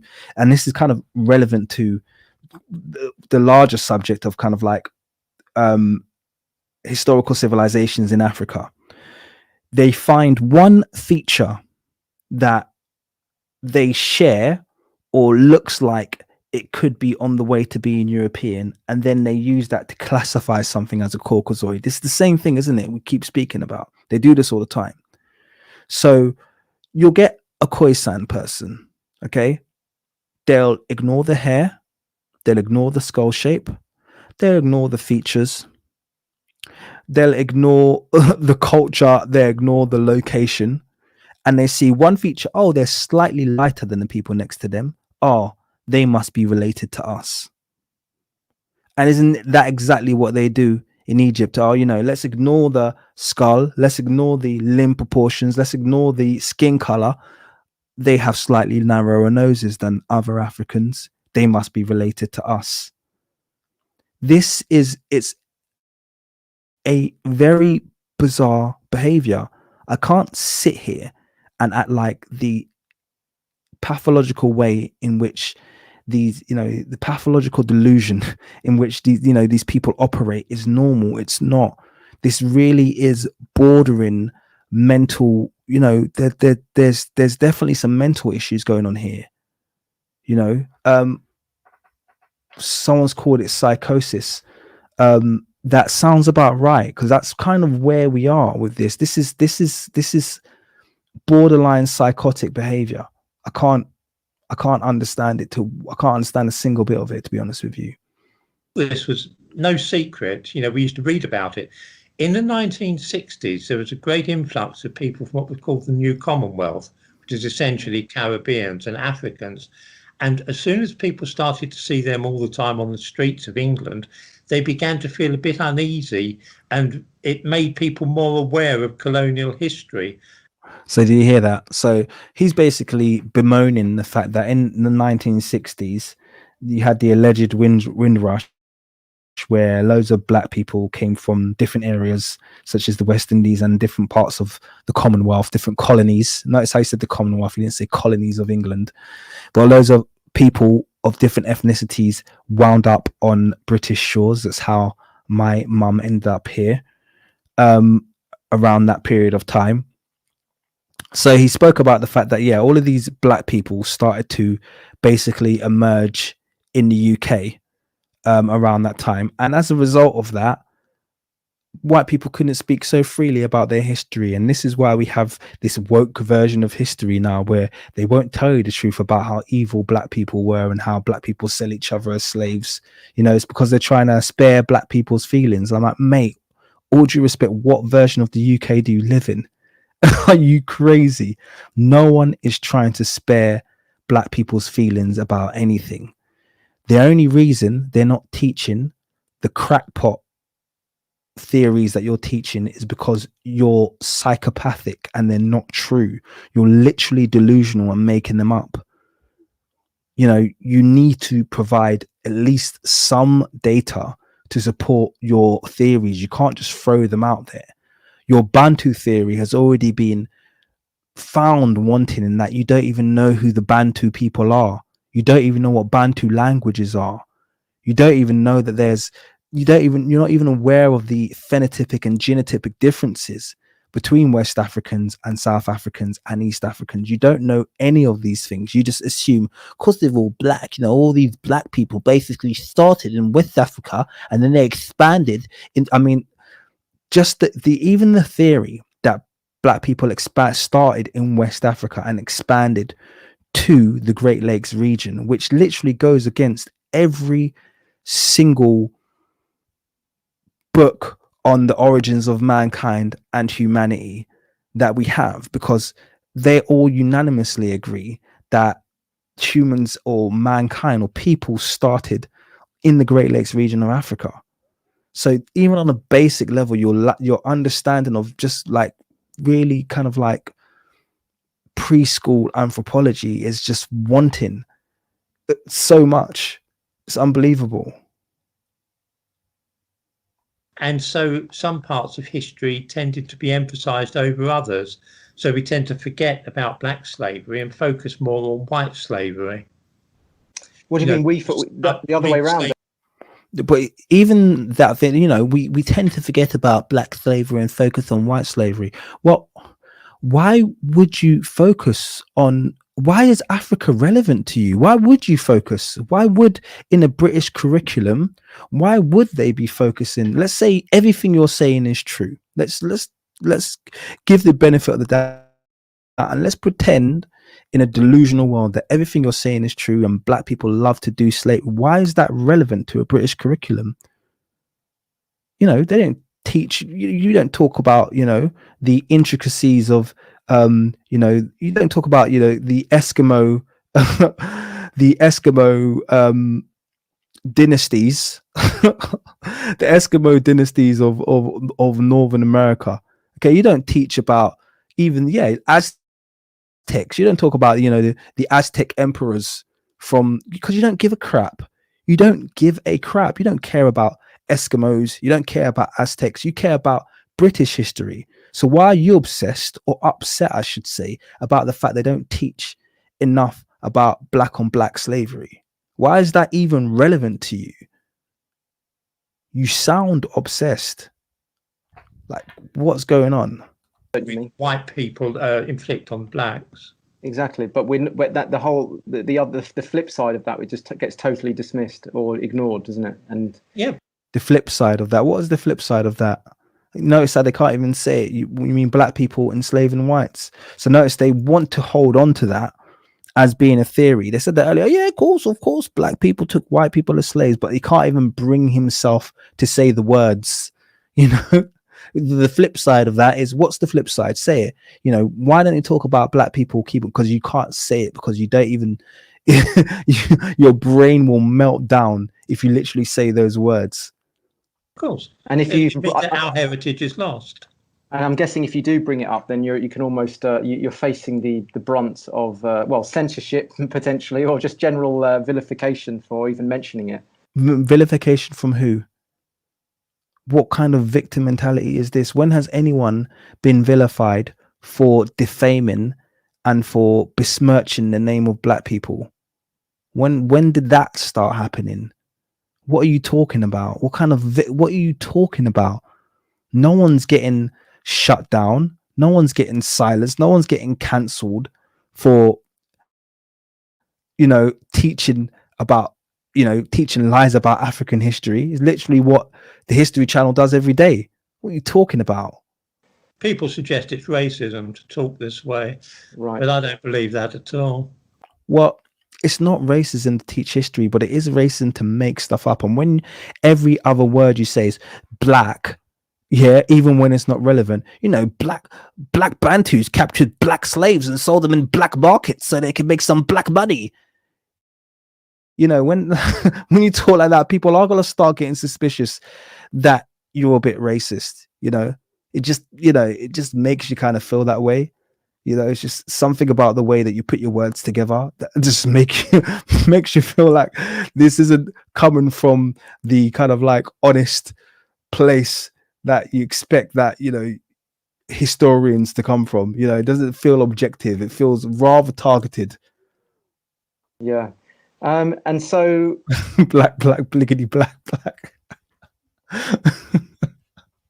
That was where are we now in the history? I'm just trying to create a chronology for myself at this point. The Bantu spread out through Africa, and by the 16th or... So just to be clear, yeah, remember he said 2,500 years ago the Bantus expanded, exterminated all of the San, all of the Khoi. Let's see if he keeps that energy. Yeah, let's see if he keeps that energy. 17th century, they were approaching South Africa. So in spite of the Bantus expanding and exterminating all of the Khoisan and everyone, yeah, it was only by the 17th century that they started to approach South Africa. So it doesn't sound very much like an expansion to me. That sounds like a really slow crawl. Yeah, you could literally do the walk from West Africa to South Africa. It might take you a week. Yeah, like it doesn't take you that long. It wouldn't take you that long. Yeah, maybe a week. Yeah, why would it take you to the 17th century? And this is where we come to the agenda. Okay, this is the agenda that he's trying to push. Let's listen. Now, sometimes people think that South Africa is a black nation, that it belongs to black people. It's not. sometimes people think that. Oh, the word is wild. This is hilarious. Sorry. Sometimes people think that South Africa is a black nation. Some people, there's no some about it, mate. Yeah, I think the whole world unanimously agrees that South Africa is a black nation. Yeah, it's not some people. It's not like a couple of people. I was on the train the other day and I asked, how many of you believe South Africa is a black nation? And you'd be surprised, 3 people put their hand up. Like, no, that doesn't happen. Yeah, everybody knows South Africa is a black nation. Okay, it was a black nation. Yeah, the only people that don't know that are people like you who are trying to push some kind of stupid agenda and a couple of racist boys. So let's hear the rest of your story. Not true. The black people, the Bantu, hadn't reached there when the white people arrived in the 17th century. So he's gone from saying the Bantu expansion took place 2,500 years ago and they exterminated everyone to, well, they exterminated everyone, but they didn't reach South Africa. So they expanded from West Africa, probably down to about the Congo. So, hadn't quite reached South Africa. Mate, you have to make your mind up here. Yeah, you can't have it both ways. Yeah, you literally cannot have it both ways. Yeah, they either expanded, yeah, and exterminated everyone, or they just went for a little stroll a couple of miles away from West Africa and didn't get very far until the 17th century. Now, here's where it gets hilarious. Yeah, if your theory is correct, so his theory is that they hadn't arrived by the time the whites arrived. So that means that they must have invaded. So according to him, the Nguni people, yeah, that is the Xhosa people and the Zulus, yeah, they invaded South Africa after the whites had already arrived. So they came in the 17th century. So 100 years after the whites arrived in South Africa, the Zulus invaded. We've all been taught this, haven't we? I'm sure you guys have all heard about the great Zulu invasion of South Africa that took place. The great Zulu invasion, when the Zulus and the Bantu, the black Bantus, came on horseback with shields and they invaded the white South Africans. Do you remember that? Do you remember learning that in history, guys? Do you remember hearing that on history? No? You didn't hear that? No? I didn't hear it either. Guess what? No one's heard that story because it didn't happen. Yeah? There was no Zulu invasion. The Zulus were there. Yeah? There was no Xhosa invasion. Yeah? The people were there already. And you're well aware of that. You're literally making things up as you go along. I mean, let's substantiate that, in fact, with a little bit of data, just so, you know, he doesn't try to, you know, move, you know, get away with that crap. Yeah, let's actually substantiate this. Yeah. So first of all, let's look back at this map again. All right. Just to be clear, this is your Bantu speaking areas. Okay. Which doesn't include West Africa, just to be clear of that. So he got that part wrong already. He also said that the Bantus expanded but didn't reach South Africa. And if you'll notice, the San, who populate this area, and actually this map doesn't show the Khois, the actual Khoena people, I should call them, not Khoi. The Khoena people actually populate the coastline as well. So this coastline down here should be green. So all of that would have remained uninvaded, i.e. the people who he said were exterminated wouldn't have even been reached according to his theory. Okay? So this is the thing. His theory makes no sense. Let's substantiate that furthermore. How can we substantiate that? Well, I'm sure you guys have heard of Mapungubwe. Mapungubwe. Yeah, that's where in South Africa, where they found basically a civilization that dates back to around somewhere between 400 BC and 200 AD. Yeah, the Mapungubwe people. That was in South Africa. They weren't Khoisan people.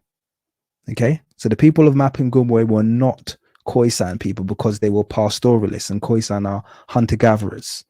So they were definitely Bantu people. They're believed to be the ancestors of the modern Songye people. Okay, Bantu speaking people, South Africa. Okay, this is the Mapungubwe civilization that was inside South Africa, proving that the Bantus had been there at very least, this is that minimum, 2,000 years. So not quite in line. I mean, someone also has mentioned there Zimbabwe. Okay, Great Zimbabwe is another Bantu. Yeah, those would have been Bantu speaking peoples who set up Great Zimbabwe. Okay, once again, I think that's dating back to what is it, 400 AD, Great Zimbabwe. There are several civilizations in and around South Africa that were clearly Bantu set up civilizations, pastoralist civilizations, not hunter-gatherer civilizations, proven that they have been there for at very least, and this is a low estimate, 2,000 years. Okay, so this entire idea of the Bantus arriving simultaneously or after the whites arrived, just like everything else he said, has absolutely no anthropological, historical, any data supporting it. He's literally making this up as he goes along. Literally making this up as he goes along. There's nothing to substantiate this.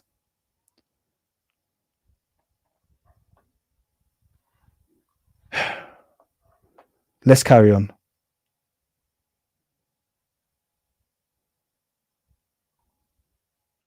And the bush people were living there, who were white people, indigenous Africans. And he's actually dared to repeat that they were white. You know, sometimes you say things and you hope that no one said it and then you don't repeat it. I did it in my last video. I was like, oh, was it Leonardo da Vinci painted the Sistine Chapel and it was Michelangelo? And I kind of knew I was getting it wrong, but couldn't bother to check, and I just left it. I just thought, you know, I'm having a good rant now. I'm gonna keep that in the edit. And then someone pointed it out to me. I was like, oh, damn it, I knew that I was gonna get pulled out for that. But that's the kind of mistake I wouldn't repeat again. Okay, I've made the mistake once. Okay, I got that wrong. Put my hand up. I'll get that right next time. Michelangelo, Sistine Chapel. Now you'd hope he'd do the same thing here. You know, Khoisan, white. Wait a second, Khoisan, kinky hair, brown skin, broad features, pretty much tick every single box of being black people. I probably shouldn't call them white again. Nope, he keeps repeating it. That's the definition of not learning from your lessons. Yeah, not learning from your mistakes. This guy literally is gonna run with this idea that the Khoisan were white. It's so wild. There's nothing that shows them, even if your theory about them being bred to look darker as a result of the Zulu, you would have to then show hybridization between whites and blacks. So I'd expect the limb proportions to not be super negroid, which they are. I would expect the features to not be super round, which they are. I would expect the hair to be somewhere in between, like maybe large looping curls, which they're not. Like nothing is hybridized here. You're literally making things up. This guy's insane. Africans. And so the Bantu and the white settlers both exterminated the Khoisan. And but the Khoisan are not exterminated. And your theory has been proven a lie genetically, like I said already. In fact, someone even posted, which I should have mentioned earlier. I'm going to mention this now. They can't handle. Oh no, that wasn't it. That's funny though. So it was this. You said about the languages being intermingled. Where is that? Here we go. Languages being intertwined. Okay, the Xhosa people have intertwined click into their language. This happened historically. This hasn't happened in the last 300 years when you have accused the Bantu of invading. When did they pick up all of that Khoisan admixture? And where did the Khoisan pick up all of that Bantu admixture if what you say is true? You even contradicted yourself because you're like, well, the reason the Khoisan are no longer white is because they've blended with the Bantus who've made them darker. When? You said they arrived the same time as you. So if they arrived the same time as you and did nothing but exterminate the Khoisan, why did the Khoisan, when did they start knocking boots? Dude, you're all over the place. This is the worst theory I've ever heard in my life.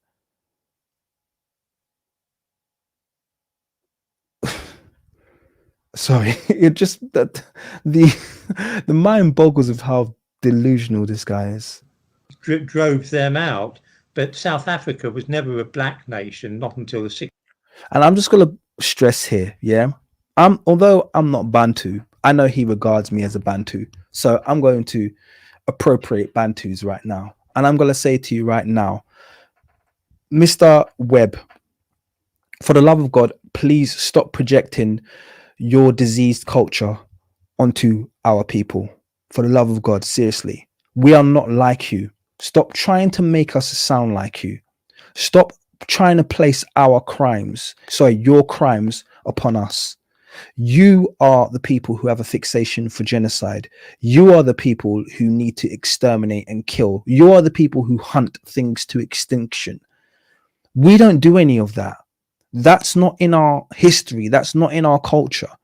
I'm not saying that Africans are perfect. I'm not saying that we didn't fight wars with one another, but we, when it comes to these matters, are nothing like you. Please, for the love of God, stop projecting your sociopathic, psychopathic, bizarre, wicked, evil behaviors onto African people. It's offensive. It's disgusting. It's really unnecessary. Stop making up stories about the Bantu expanding and exterminating and enslaving. It's like it's so racist, and it even goes beyond kind of like, this is not bad scholarship. This is just literally propaganda. And what you're saying is potentially very harmful and potentially very dangerous, because if you're uninformed, and unfortunately in South Africa, there are quite a few black people who are uninformed, and they take the word of people like you who call yourself historians, take you for your word, and don't bother actually investigating their history from their own ancestors. That's when they take on traits of xenophobia, or having division between these different groups of Africans who have always got on very well historically. It's disgusting. It really, really, really is disgusting. Like I can't fathom how these lies are just rolling off your tongue, and you think that there's literally no consequence for saying these words that you're saying. 16th, 17th century. Is that right? Even from the very origins? Yeah, absolutely. I mean, you can look this up easily enough on Google. If you Google Khoisan, that's Khoi. You can look this easily up on Google. Look up what your crackpot theory about the Bantus expanding and then arriving after the Europeans, even though we have literally documented histories of the various wars you fought with the settled Bantu populations in South Africa. What are you talking about? You're literally just making this stuff up as you go along. SAN. It's easy enough to read up on the history of the people. Khoisan. I'm just looking here. Khoisan. Khoisan, do they look white to you? Look, he's got to skip along as quickly as he can. According to contemporary orthography, Khoisan is a catch-all term for the non-Bantu indigenous people. Oh, non-Bantu. Yes. They don't speak Bantu language. What do you want? A flipping a medal? Okay, non-Bantu doesn't mean non-black.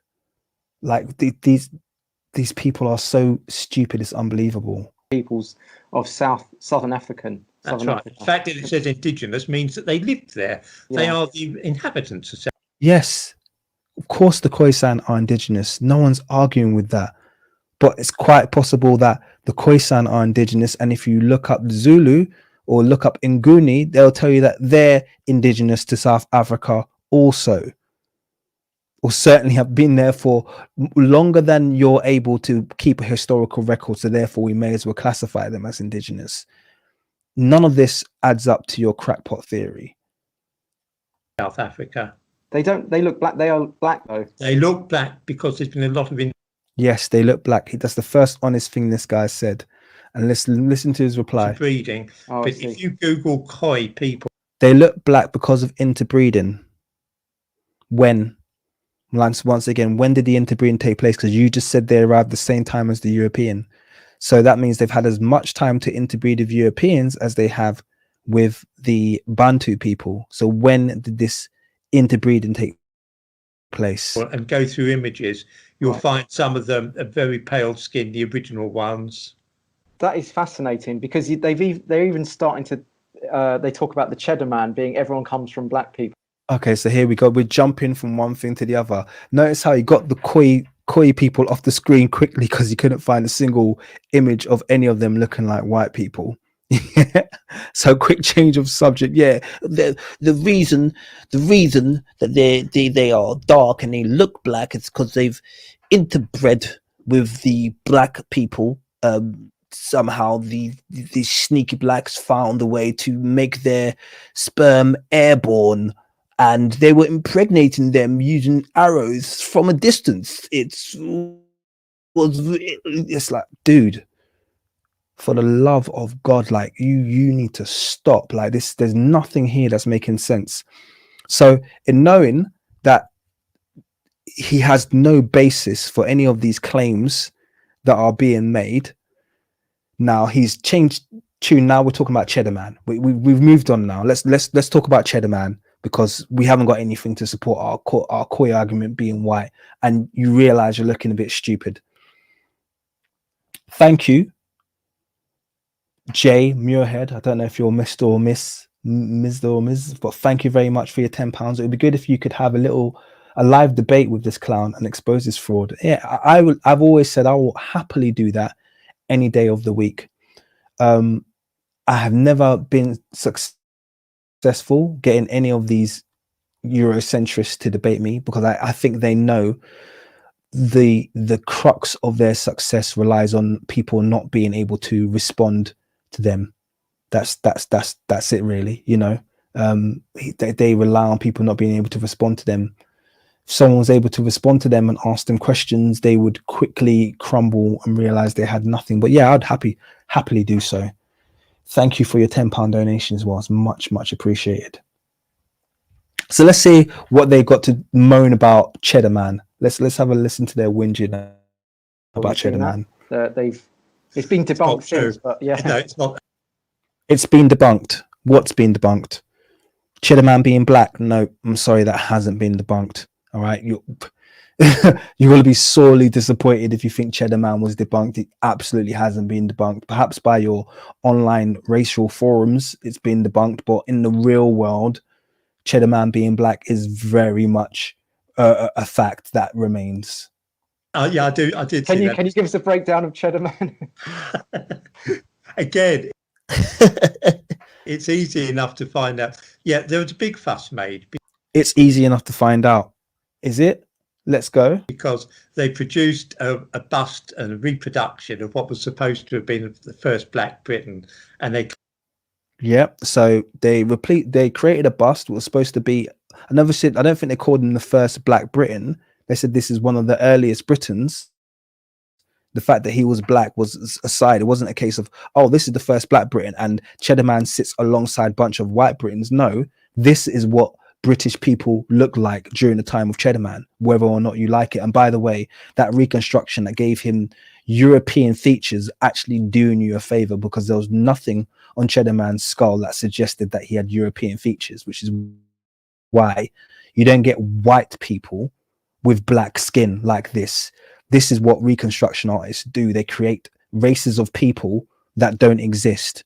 When they have a skull that looks like modern populations, that they could find someone that looks like it, they'll prefer to create a race or some kind of a person that doesn't exist, because they don't want to create the skull that fits best. And this is what they've done in the case of Cheddar Man. But let's carry on. Claim that it was black people that first came here. So you wasn't a claim. Okay, pretty much proven. But you had this reproduction of a black person with blue eyes and long black hair, and everyone said, "Oh wow, fancy that! Black people have lived here all along." It's not true at all. The person. How is it not true? That did the genetic research on that, and you can Google this as well. He denounced the museum for creating that reproduction. Okay, so this is where he's just making stuff up once again. First of all, he's saying he, the person who did the genetic research. No, it's not a he, it's a she. Dr. Selena Brace. We've covered her on this channel many times. Okay, many times we've covered her on this channel. She's one of the leading geneticists, very highly respected, doesn't have an ounce of Afrocentrism in her. It was of no benefit to her for her to agree that Cheddar Man had dark to black skin. That was of no benefit. It's literally what data she was fed. And the fact that you don't know this is shocking. But let's hear what you say. Said that it's not true. It's not possible to say what color the skin was. Rubbish. Okay, no one said that it's not possible to know what color the skin was. In fact, this is where I know for a fact you haven't read the paper and you do not understand an iota of what you're talking about. Let's get under the hood. Gonna have a quick jump across. Okay, and let's first of all have a quick read from a paper. I couldn't get the I couldn't find it online. I do have a printout of the paper, but I'm going to read to you from it. The paper is called Population Replacement in Early Neolithic Britain, written by Selina Brace. So this is the paper that accompanied Cheddar Man. Okay, so I'm just going to let me just quickly link to that. Let me show you quickly. I think I've got it at the bottom here. So I just want to quickly show you the paper. What I'm going to read from you is actually behind a paywall, which is why I can't read out. As you can see, it's behind a paywall. But this is the paper, and there is Dr. Selina Brace. Okay, so I'm going to read really quickly. The Mesolithic Cheddar Man and a Neolithic sample from Carsington Pasture Cave, Derbyshire, Sven, had sufficient coverage to estimate heterozygosity, consistent with recent ancestry from larger or more admixed populations. Sven showed slightly higher levels of heterozygosity than Cheddar Man. None of the Mesolithic and Neolithic British individuals analysed had derived lactase persistence allele. In other words, they were lactose intolerant. Bear that in mind. Okay? Lactose intolerant, not like modern Brits. We predicted pigmentation characteristics for Cheddar Man and Sven using Hyrisplex and a recently developed method for predicting skin pigmentation. So he's just said there, it's impossible to predict skin pigmentation. No, it's not. In fact, it's almost too easy. And let me give you the formula for predicting skin pigmentation. Okay, so I want everyone to note this. Yeah? Here's the formula for predicting skin pigmentation. Homo sapien sapien is black. Okay, by default, jet black. The only way Homo sapien sapien, which is modern human beings, is not black is if they possess mutations for lighter skin. That's how it works. So remove mutations and Homo sapien sapien will default to being jet black. There are no mutations that are linked to dark skin. The mutations are only linked to light skin. That's why they only look for light skin mutations. You notice they never talk about looking for dark skin mutations because they don't exist, because dark skin is the default. Good night, by the way, those of you who are going to sleep. Let me just read on really quickly. Previously, predictions on the level of skin pigmentation were mostly derived using two SNPs, which is SRC45A2 and SRC24A5, that indicate lack of hypopigmentation when in the ancestral state. However, here we integrate 36 rather than two SNPs, allowing more precise prediction. Cheddar Man is predicted to have had dark or dark to black skin. End of discussion. Okay, that's from the paper. And just to show you guys quickly what the Hyrisplex looks like, so you're all aware, I have looked at this on previous streams. For those of you who have been with me, I'm just going to quickly highlight here the skin color predictor. Okay, so there are 5 levels or 5 degrees of pigmentation. Very pale skin, and by the way, these aren't races, so I have to make this very clear to you. This is not predicting race, it's predicting skin color. Very pale skin, intermediate, dark skin, or dark to black skin. So if we was going to look at someone like Neil deGrasse Tyson, he is a member of the black race, but he would sit somewhere here in the intermediate skin color, I'd imagine, because he's quite light skinned. Okay, dark to blacks, I would imagine I would sit here in a dark skin color, and then your dark to black skin would be your very dark from myself towards a dinka person, i.e. almost jet black. So remember, these are colors.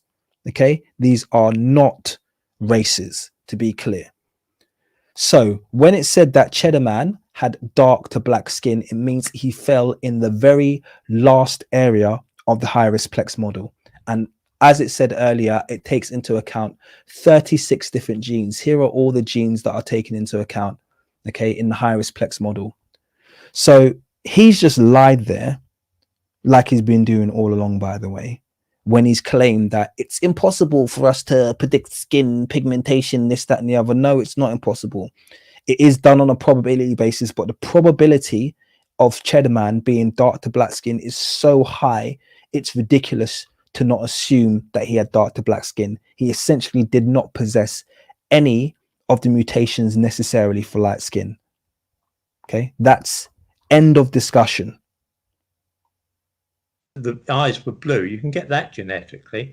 As far as skin color, though, this is a matter of statistics. So he's saying we can get the blue eyes part. He's fine with accepting that. Cheddar Man and blue eyes. Oh, we can get that genetically. No, it's the same thing. Okay, blue eyes simply means you have the OCA2 gene. I think it's the OCA2 gene. Yeah. But light skin also, you need certain mutations to have light skin. If you don't possess them, then you have dark skin. Same way, if you don't possess the OCA2 gene, you're going to have black eyes. It's really not that difficult. You're trying to create controversy where it doesn't exist. Really complicated. If you look at the figure, if you Google that, if you look at the image for it, you can see this is European features. It's not an African. And that's just it. Like I said earlier, the fact that Cheddar Man reconstruction has European features, you're already being done a solid. You're sitting here complaining. You should be thanking the Natural History Museum for creating such a ridiculous reconstruction that literally made Cheddar Man have white everything and ignored actually a lot of what came out of the study. In fact, I just want to show you one more thing really quickly, because you may or may not know this. Okay, so let me just show you one more thing in regards to Cheddar Man. He should have actually had coarse black hair. This is the hilarious thing. Okay. Let me just quickly get the quote for you.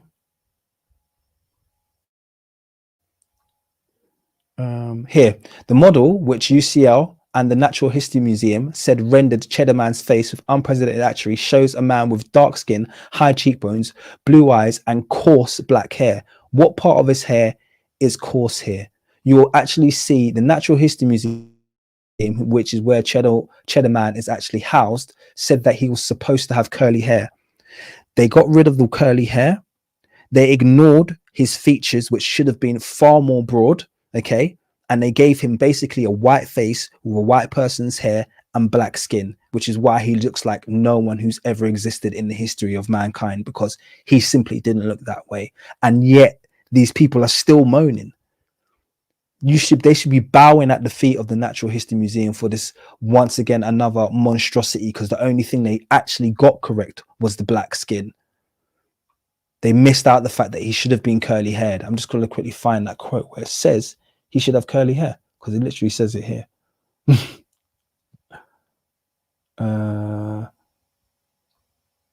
Should have highlighted earlier. Let's see. 6 5 years. Blah, blah, blah, blah, blah, blah. Oh, I've lost it. Maybe it's at the top.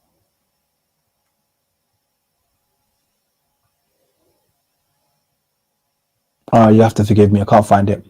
But it does say, it says in the study that he should have curly hair as well. So it's not even just the black skin. He's supposed to have curly hair. So they're moaning about something that they shouldn't be moaning about, basically. Being the victim. Oh, well, why did they listen to the genetics and give him black skin? Oh, why did the high-risk plex model, is it woke? This is the woke high-risk plex model. Yeah, that turns everyone black. Genetically, he's not supposed to be black. Face. It's European features with straight hair and blue eyes. And they decided to put the skin color in because they thought it would look a little bit, with it's with the zeitgeist. Did you hear that? So even after I've shown you the high-risk plex model, and I read directly from the study conducted by Dr. Selena Brace explaining exactly how they got to the skin complexion, he said, oh, they just put it in there to be a little bit woke. That's a lie. That's a bold-faced lie. Making out that it was black people that came here first. They're trying to make him more woke and up to date with. Absolutely right. Yeah. If you Google Cheddar Man and Google News, and you'll find that shortly after there was all the fuss that they produced that statue, you'll find that the man that was involved with it denounced it. New Scientist had to publish a retraction because the genetic. That's not true at all. Once again, he's making stuff up. The only thing that New Scientist posted, and I'm annoyed because they've put the article behind a paywall now, but I read the article and I'm happy to go on record for you guys to. Whoa, what happened there? Am I still here? My PC just went a bit mad there, but I don't think I've lost anyone. Cool. Yeah, sorry. I'm happy to go on record here. The only thing they said in the Nature Communications article, let me see if I can open it here. They've put it behind a paywall now, and that's not it. Not Nature. New Scientist, isn't it? Sorry, bear with me. The only thing they said in the New Scientist article was that basically we can't predict with 100% certainty any of the things that we said in this study. So they basically said, look, we said he has blue eyes, we said he has dark skin. None of this is 100%. Everything is done on probabilities. But they also went on to say, but the probability of him being, for instance, dark skin is so high that we could just basically assume he had dark skin. But there's still the off chance, the very small, minute chance that there's maybe a gene for light skin that we haven't come across yet that might have made him light skinned. That's literally all it said. He's talking about, oh, well, they printed a retraction. He's making that up. That's just not true. Literally making things up as he's going along. Ethicist that was involved with it was really ticked off about having him painted black. It's funny because it's just typical of Google and their bias. But, you know, you go, I just typed in Cheddar Man news and the first one that comes up, BBC, go figure, Cheddar Man, DNA shows early Britain had dark skin. Oh no, look at the first article that came up. It said Cheddar Man said early Britain had dark skin. Yeah, the reason they're saying that is because they're shocked. It's a big deal. That's why it's making front page news. Okay, geneticists are unable to refute the fact that Cheddar Man had dark skin. When they found that, when they've managed to get the DNA of Cheddar Man and find that it possessed none of the mutations that are necessary for light skin that we see in modern populations, they have to conclude that he was a dark-skinned person. And that is a big deal because I'm sure a lot of those geneticists were working on the assumption that the people of Britain have always been light-skinned, have always been pale-skinned. This would have been a shock to them. There's no reason for you to, you know, moan about this. I'm going to reload my video because I think some of you have noticed that it has gone out. So I'm going to have to remove it and re-upload it. So just bear with me as that process takes place. Don't know why it just knocked out there quickly. Let's get it back open again. All right, let's start again. Calm down. All right, let's skip ahead. Sam, and it's really complicated. If you look at the figure, if you Google that, if you look at the image for it, you can see this is European features. It's not an African face. It's European features with straight hair and blue eyes. And they decided to put the skin color in because they thought it would look a little bit, you know, with it's with the zeitgeist making out that it was black people that came here first. They're trying to make him more woke and up to date with. Absolutely right. Yeah. If you Google Cheddar Man and Google News, and you'll find that shortly after there was all the fuss that they produced that statue, you'll find that the man that was involved with it denounced it. New Scientist.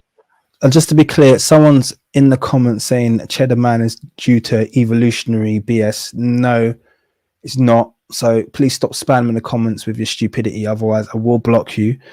Cheddar Man, I've just explained, is linked to the Hirasplex model, which is DNA, which was basically sampled through a next generation sequencing. When they gathered it, it did not possess any of the genes that were necessary for light skin. That's the end of the discussion. Okay, nothing to do with being woke. The Hirasplex model is used by geneticists globally, and no one has accused it of being woke. It would not help the European agenda for them to try and make people black who weren't supposed to be black. So please, oh, for goodness sake. Yeah, you're getting banned. You're actually irritating me.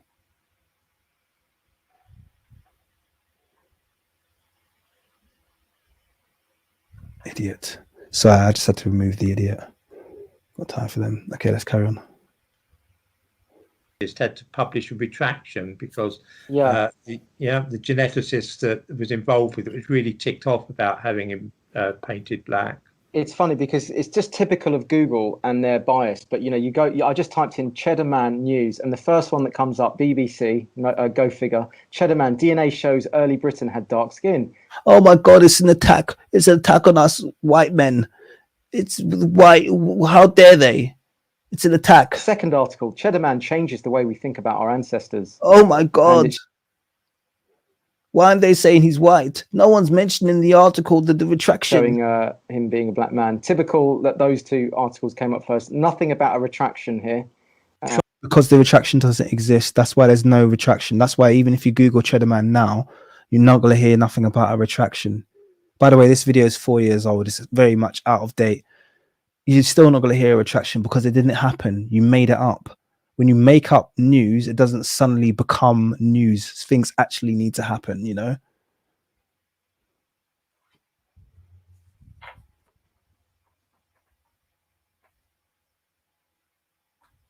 Go figure. Cheddar Man, DNA shows early Britain had dark skin. Second article, Cheddar Man changes the way we think about our ancestors. And it's showing him being a black man. Typical that those two articles came up first. Nothing about a retraction here. Try Googling Cheddar Man and New Scientist. You might get better results. New Scientist. It's funny how that's not in the top search. Well, is it funny? It's oh, here we go. Newscientist.com. Ancient dark-skinned Britain Cheddar Man find may not be true. Yes, exactly. Yeah. Who reads New Scientist? I read the New Scientist. That's great. Are they going to read the whole article and let people see? Yeah. So everybody saw that black face. It was in all the newspapers. Yeah. Everybody saw it. So I'm trying to pause it so you can read the article because, like I said, I've read it and it's behind a paywall now. But you'll see the article doesn't say anything like what he's suggesting. It literally just says we can't say for certain. Yeah, we can't say for certain, but we can say with a very high probability. What? That doesn't say anything. That wasn't retraction. At the museum. We talking about Cheddar Man is literally housed in the National History Museum, and they haven't apologized for anything. And Dr. Selena Brace 100% stands by the results of that study, literally making stuff up. That black people came to Britain first, and then a few days later, New Scientist and the other scientific journals explained that it's probably not true, and no one noticed that. No one never said it's probably not true. They just said it's a probability. Two completely different things. No, and no one covered it. No one no, the newspapers corrected themselves. No, they don't want. Why would BBC they? didn't want to cover that. Yeah. It's amazing, isn't it? Well, it's not. I mean, it's believable, but it's just, you know, this is what we're up against, basically. You know. Oh my God, this is what we're up against. Oh, it's so hard. It's so hard being a white male in Britain. We're just constantly being attacked. Honestly, it's awful. It's awful. You know, I'm opening up the news and they're saying that Cheddar Man was black, and I'm looking. Next thing you know, they make Spider Man black. You know, I just feel like my identity is being stripped from me. I don't know what I'm going to do. Honestly, next thing you know, I'll be turning up to interviews and I'll have to sit there and I'll have to justify why I should get a job above a black person. They're taking away all of our benefits here. Shut up, mate. Seriously, what do you compete with? Honestly, literally, history has been lying for your benefit for hundreds of years now. Yeah. Couple hundred years you've had of a clean reign of lies about history. Now you're being exposed to some truth and you actually be given some color in your history. It's making you feel like you're being attacked. It doesn't make it an attack. It is not an attack. The Bantus run the media. It's a Bantu invasion in the UK. Oh man. Oh, typical what we go through. But I remember reading that and thinking, oh, okay, wow, okay. And then it's just so hidden, it's so buried, like the actual truth about it. And like, if it's just Yes. that the truth is like effectively a footnote in the history books. No, the truth is what they said. The truth is he had black skin.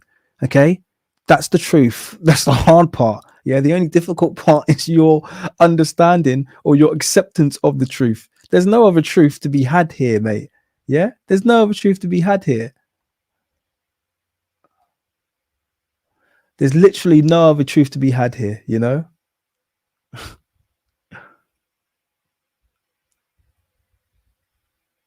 Shocking, you know. People see the headlines. Nobody bothers to do the research. Nobody bothers to look into it further or see whether or not what the headline said was true. I mean, where can people go for the actual truth on like history these days? What do you recommend? I recommend reading books rather than relying on the internet. Well, I recommend reading books rather than lying on the internet. I think he said so far about 4 separate occasions.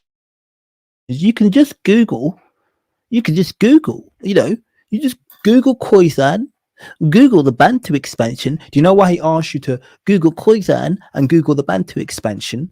Yeah, because they'll bring, if you Google Khoisan and you Google the Bantu expansion, what you'll get is Wikipedia articles. Yeah, Wikipedia articles, which will in some ways parrot some of his lunacy. Okay.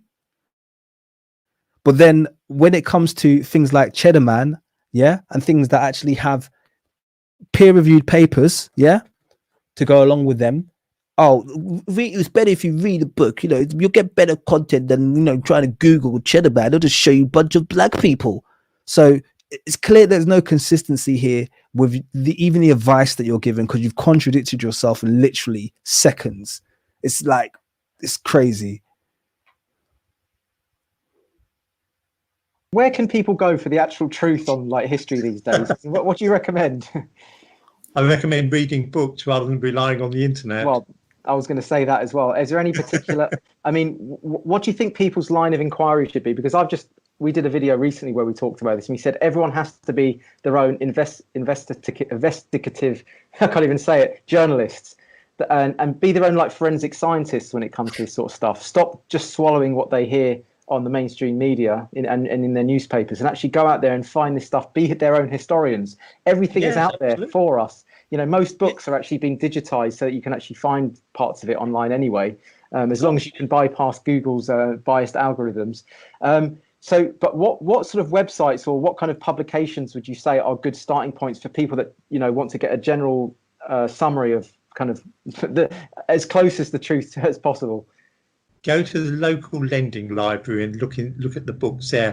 The thing is, on the internet, nothing is censored. Everything is free. You can say what you please. And if you're a flat earther, you can go on the internet and set up a site.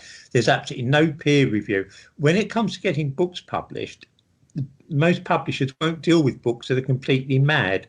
Most publishers tend to be a little bit fussy. So immediately, the very fact that a book is published, say, by Oxford University tells you that it's probably not completely loopy. The same thing goes for scientific journals, Nature, Scientific American, New Scientist.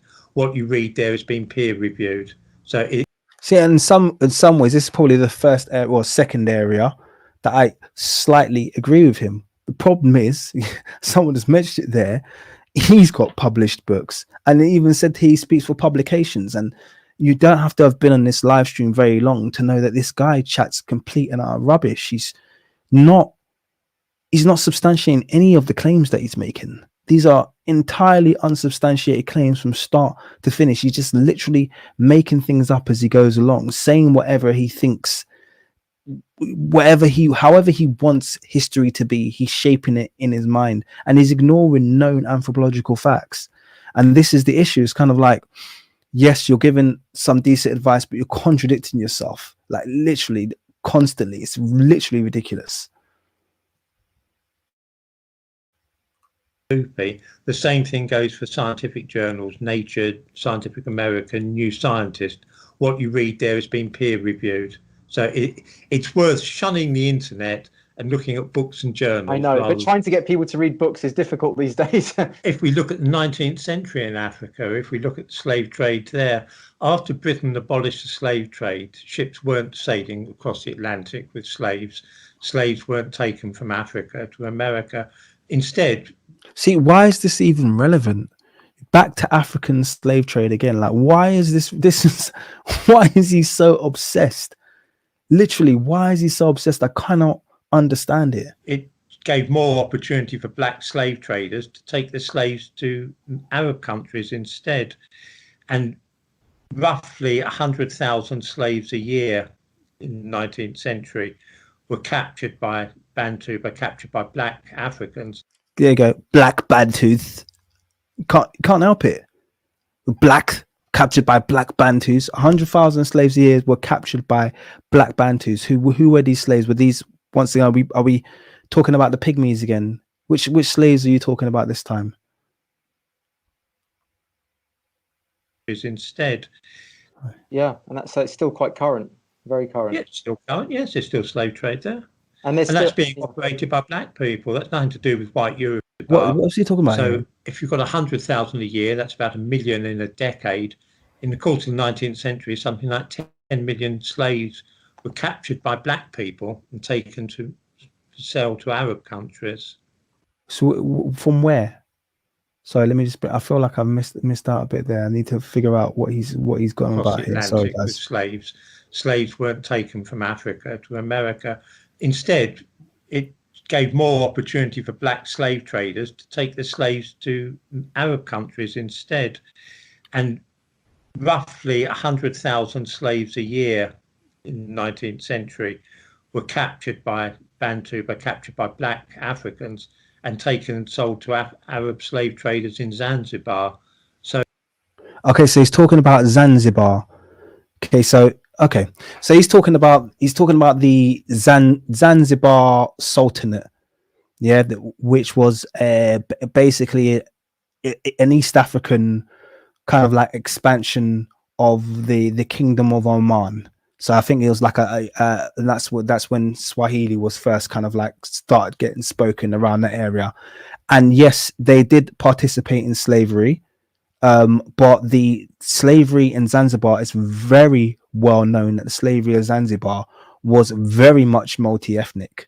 Okay, these people, that Zanzibar Sultanate was essentially quite it was a relatively wealthy little empire when it existed, and they had slaves that were slaves. I'm going to say slaves. They had slaves from, and bear in mind this would have been kind of like a joint Arab/African enterprise, for want of a better word, but their slaves certainly were not exclusively black like he's trying to suggest. And even the whole idea of them being captured by the Bantu, I don't know, you kind of have to substantiate that, this wasn't black people selling black slaves. Most of the slaves were actually imported, and they had Asian slaves, they had white slaves. This once again is all quite easily researchable.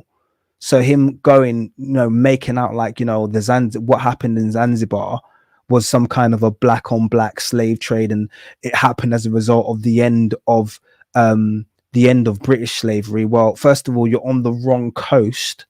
Okay, Zanzibar happens to be in East Africa, on the eastern coast of Africa, had nothing to do with the transatlantic slave trade. So what he's doing there is he's trying to conflate the Bantus once again. Oh, well, the Bantus who used to capturing slaves and slender them on the transatlantic, when the British finally turned around and said, we don't want any more of your slaves, the Bantus started selling them to the Arabs from Zanzibar. It's like, mate, you've just literally crossed Africa. Yeah, these are two completely different areas. And what happened in Zanzibar had nothing to do with what has happened in the transatlantic. Okay, so they're not even the same people.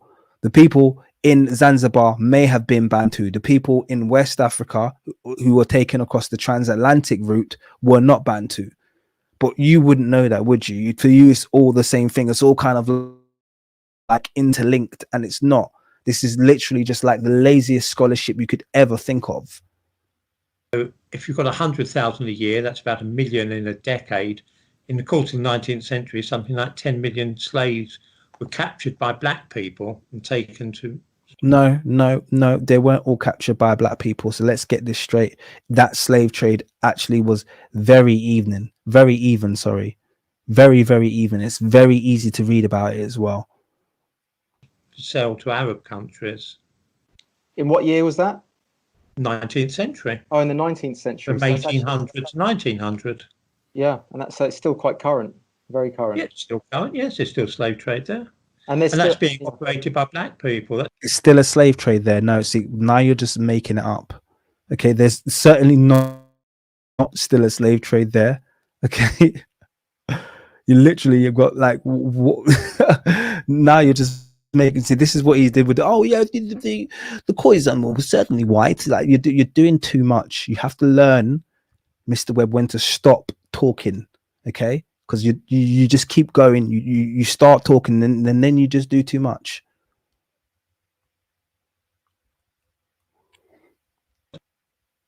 Yes, there's still slave trade there.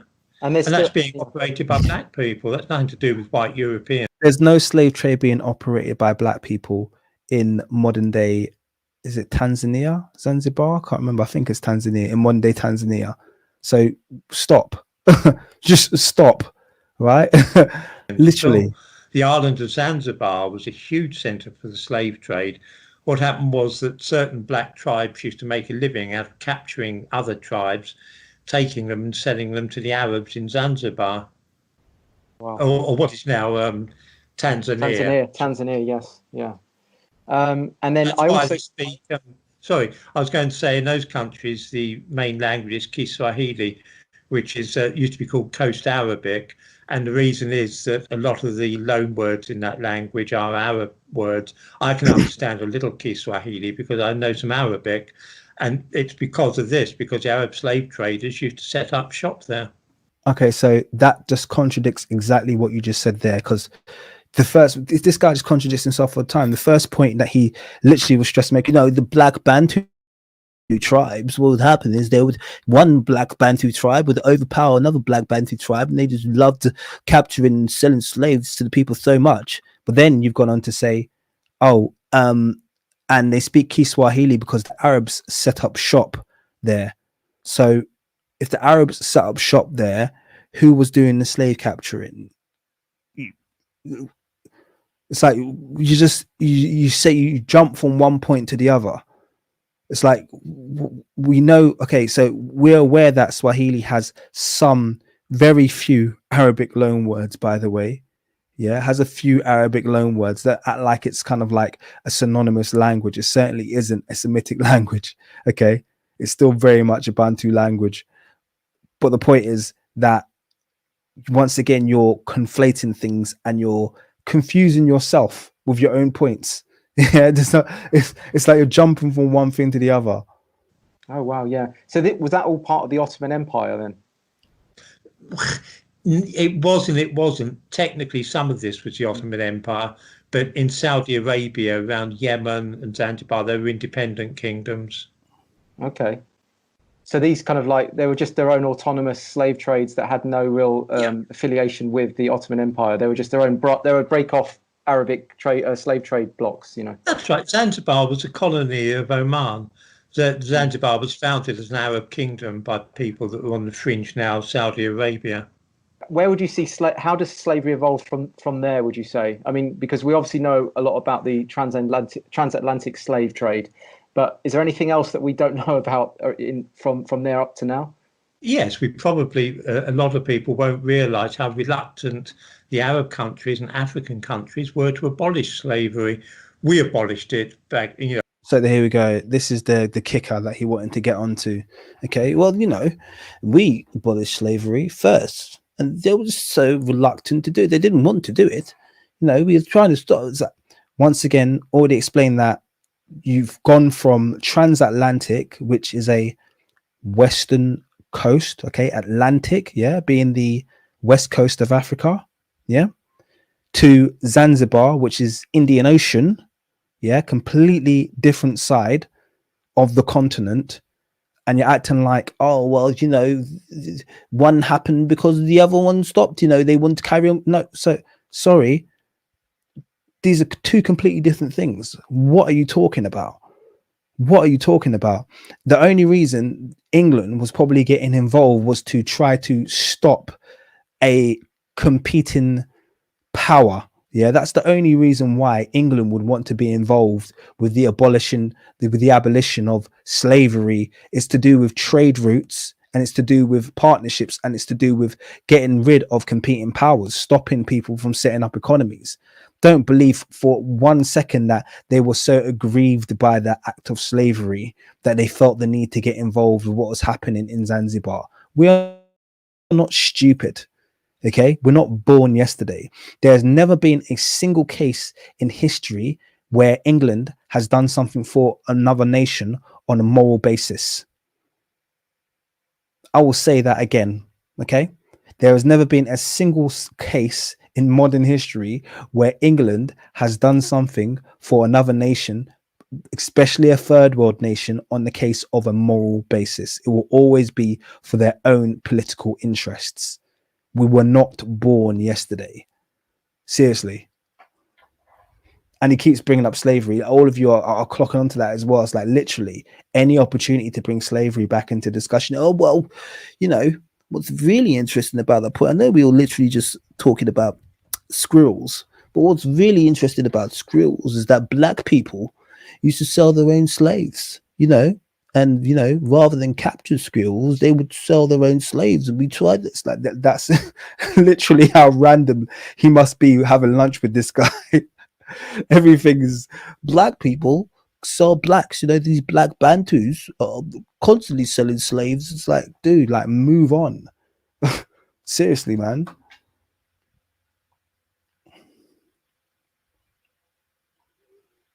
Civil War, the Arab countries and African countries hung on to slavery tenaciously. In Saudi Arabia, it was legal until 1961. It was only, you know, that was when they passed a law forbidding it, but it's still practiced there. Mauritania, an African country, kept slavery going until 1976. Okay, so Mauritania, African country. Now let's see if he thinks Mauritania is Bantu. Let's see, because we all know what's happening in Mauritania to this modern day is actually the light-skinned Berbers are actually enslaving the Haratins. Okay, the native black Africans there are pretty much constantly being placed at risk and constantly being hunted down by the lighter skinned population. That's what's happening there. That's what's been happening in lots of North African nations for decades now. Maghrebis, thank you, Nares. So let's see what he says about that. Let's see if he just equates this all to just black people selling each other like he seems to like to do. Civil War, the Arab countries and African countries hung on to slavery tenaciously. In Saudi Arabia, it was legal until 1961. It was only, you know, that was when they passed a law forbidding it, but it's still practiced there. Mauritania, an African country, kept slavery going until 1976. That's as late as that they passed a law forbidding it. I actually heard that they've still got underground slave sort of they've still got slave. So he's laughing there. Did you see what I mean? They've actually got underground. When he was talking about that guy earlier, that Foss guy, oh, it's awful what they did to these white slaves, you know? Really awful. It's disgusting. Now he's talking about actual people who are being enslaved. I've actually heard they got, it's not funny. It's not funny. Okay. I know you don't care because they're not white, but it's not funny if it is the case, you know, at all. It's against the law. Yeah. You can pass laws, but people don't always obey them. Yeah, but I mean, those African countries wanted to keep slavery going. Those African countries, you see what a simplistic perspective that is. Those African countries want to keep slavery. I'm sure the people who are being enslaved don't want to keep slavery going. Yeah, did that ever cross your mind? I'm sure the people that are empowered in those African countries were placed in power. If we're talking about the, you know, 19th, early 20th century, I'm sure most of those people that are in power were given the power by the former colonies. So the people that you gave power to don't want to abolish slavery, and yet you think it's funny because, oh, these Africans don't want to get rid of slavery. and that's both of them having a good Oh, look slaves there, as it's against well. the law. Yeah. Yeah. You can pass laws, but people don't always obey them. Yeah, of But course. yeah, I mean, those African countries wanted to keep slavery going. So this is stuff that's actually still probably still going on now, and yet, you know, all eyes are just on sort of white Europeans from, you know, the last 300 years. So all our focus is on that. Well, yes, but this is a mad thing. A lot of people were putting down a statue in Bristol and throwing it in the harbour, and there were 250,000 black slaves in the Democratic Republic of Congo. The Bantu people, when they invaded the Congo, Sorry, do you hear what you just said there? Yeah. So he's complaining about Black Lives Matter and pulling down of a statue, which, by the way, I was against the pulling down statue. I don't really care about the statues. Was it even black people doing it? It was, you know, who was pulling down statues of people that they didn't like, and then they were doing it under the banner of Black Lives Matter. But it was their opportunity to kind of like have their way against some of the British politicians who weren't favorable to their outlook. So it's nothing to do with black people, by the way, those statues being pulled down in the UK. But he's raised that, and then he said, well, there's 250,000 slaves in DR Congo, you know, in the Democratic Republic of Congo. Sorry, that's got nothing to do with Bantu enslavement of pygmy people, like this moron is saying. The fact that the Democratic Republic of Congo is in the state it's in is purely engineering from the West. We're talking about a place that's the most mineral rich place on the planet in terms of titanium, cobalt, gold, diamonds. Everything can be found in the Democratic Republic of Congo, and it's being kept impoverished deliberately by destabilizations, proxy militaries that are propped up by the West, corrupt politicians, etc., and they have an impoverished, it's like literally the poorest nation on the planet with the richest mineral wealth. And then you're going to boil that down to Bantu slavery, because the Bantus are enslaving the pygmies. This guy is like literally insane. That's not even close to being accurate. Like literally, like leave the Congo out of your discussion. Like he's literally, and this is what I said earlier, he'll literally just raise any poor nation in Africa that he can think of and say slavery, it's because of slavery, Bantu slavery, black Bantus enslavements. Like, what's wrong with this guy, man? And just like Macy just said, Belgium enslaved Congolese people. Notice he'll leave that completely out of this little diatribe. Yeah, they made probably the most important genocide that's happened. And those that survived, they turned them into slaves.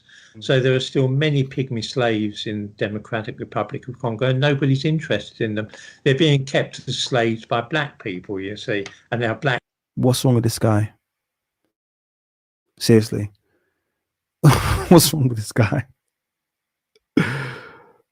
Oh my God, I'm gonna have to turn this off soon because I'm getting angry and it's late. It's really late. It's 1:10 now. All these people said good night. I'm gonna go to bed as well. It's late. I think we've had enough now anyway. I can't listen to him anymore.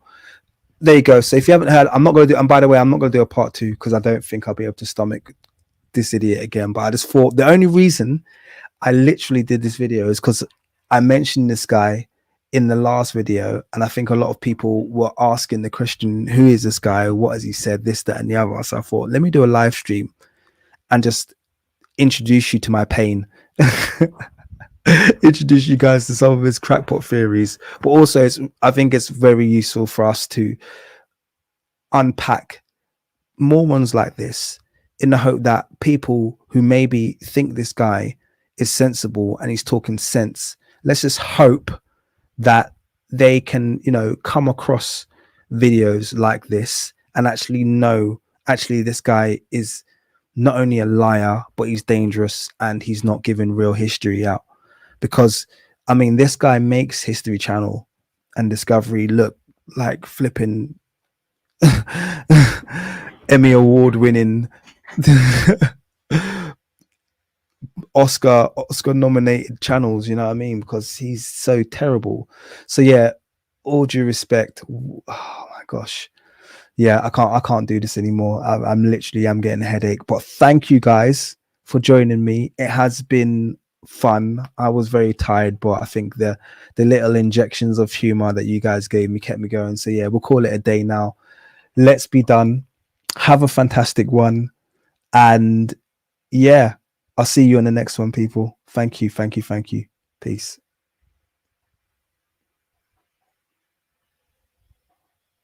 Hit up the likes, by the way. Comments are making me laugh.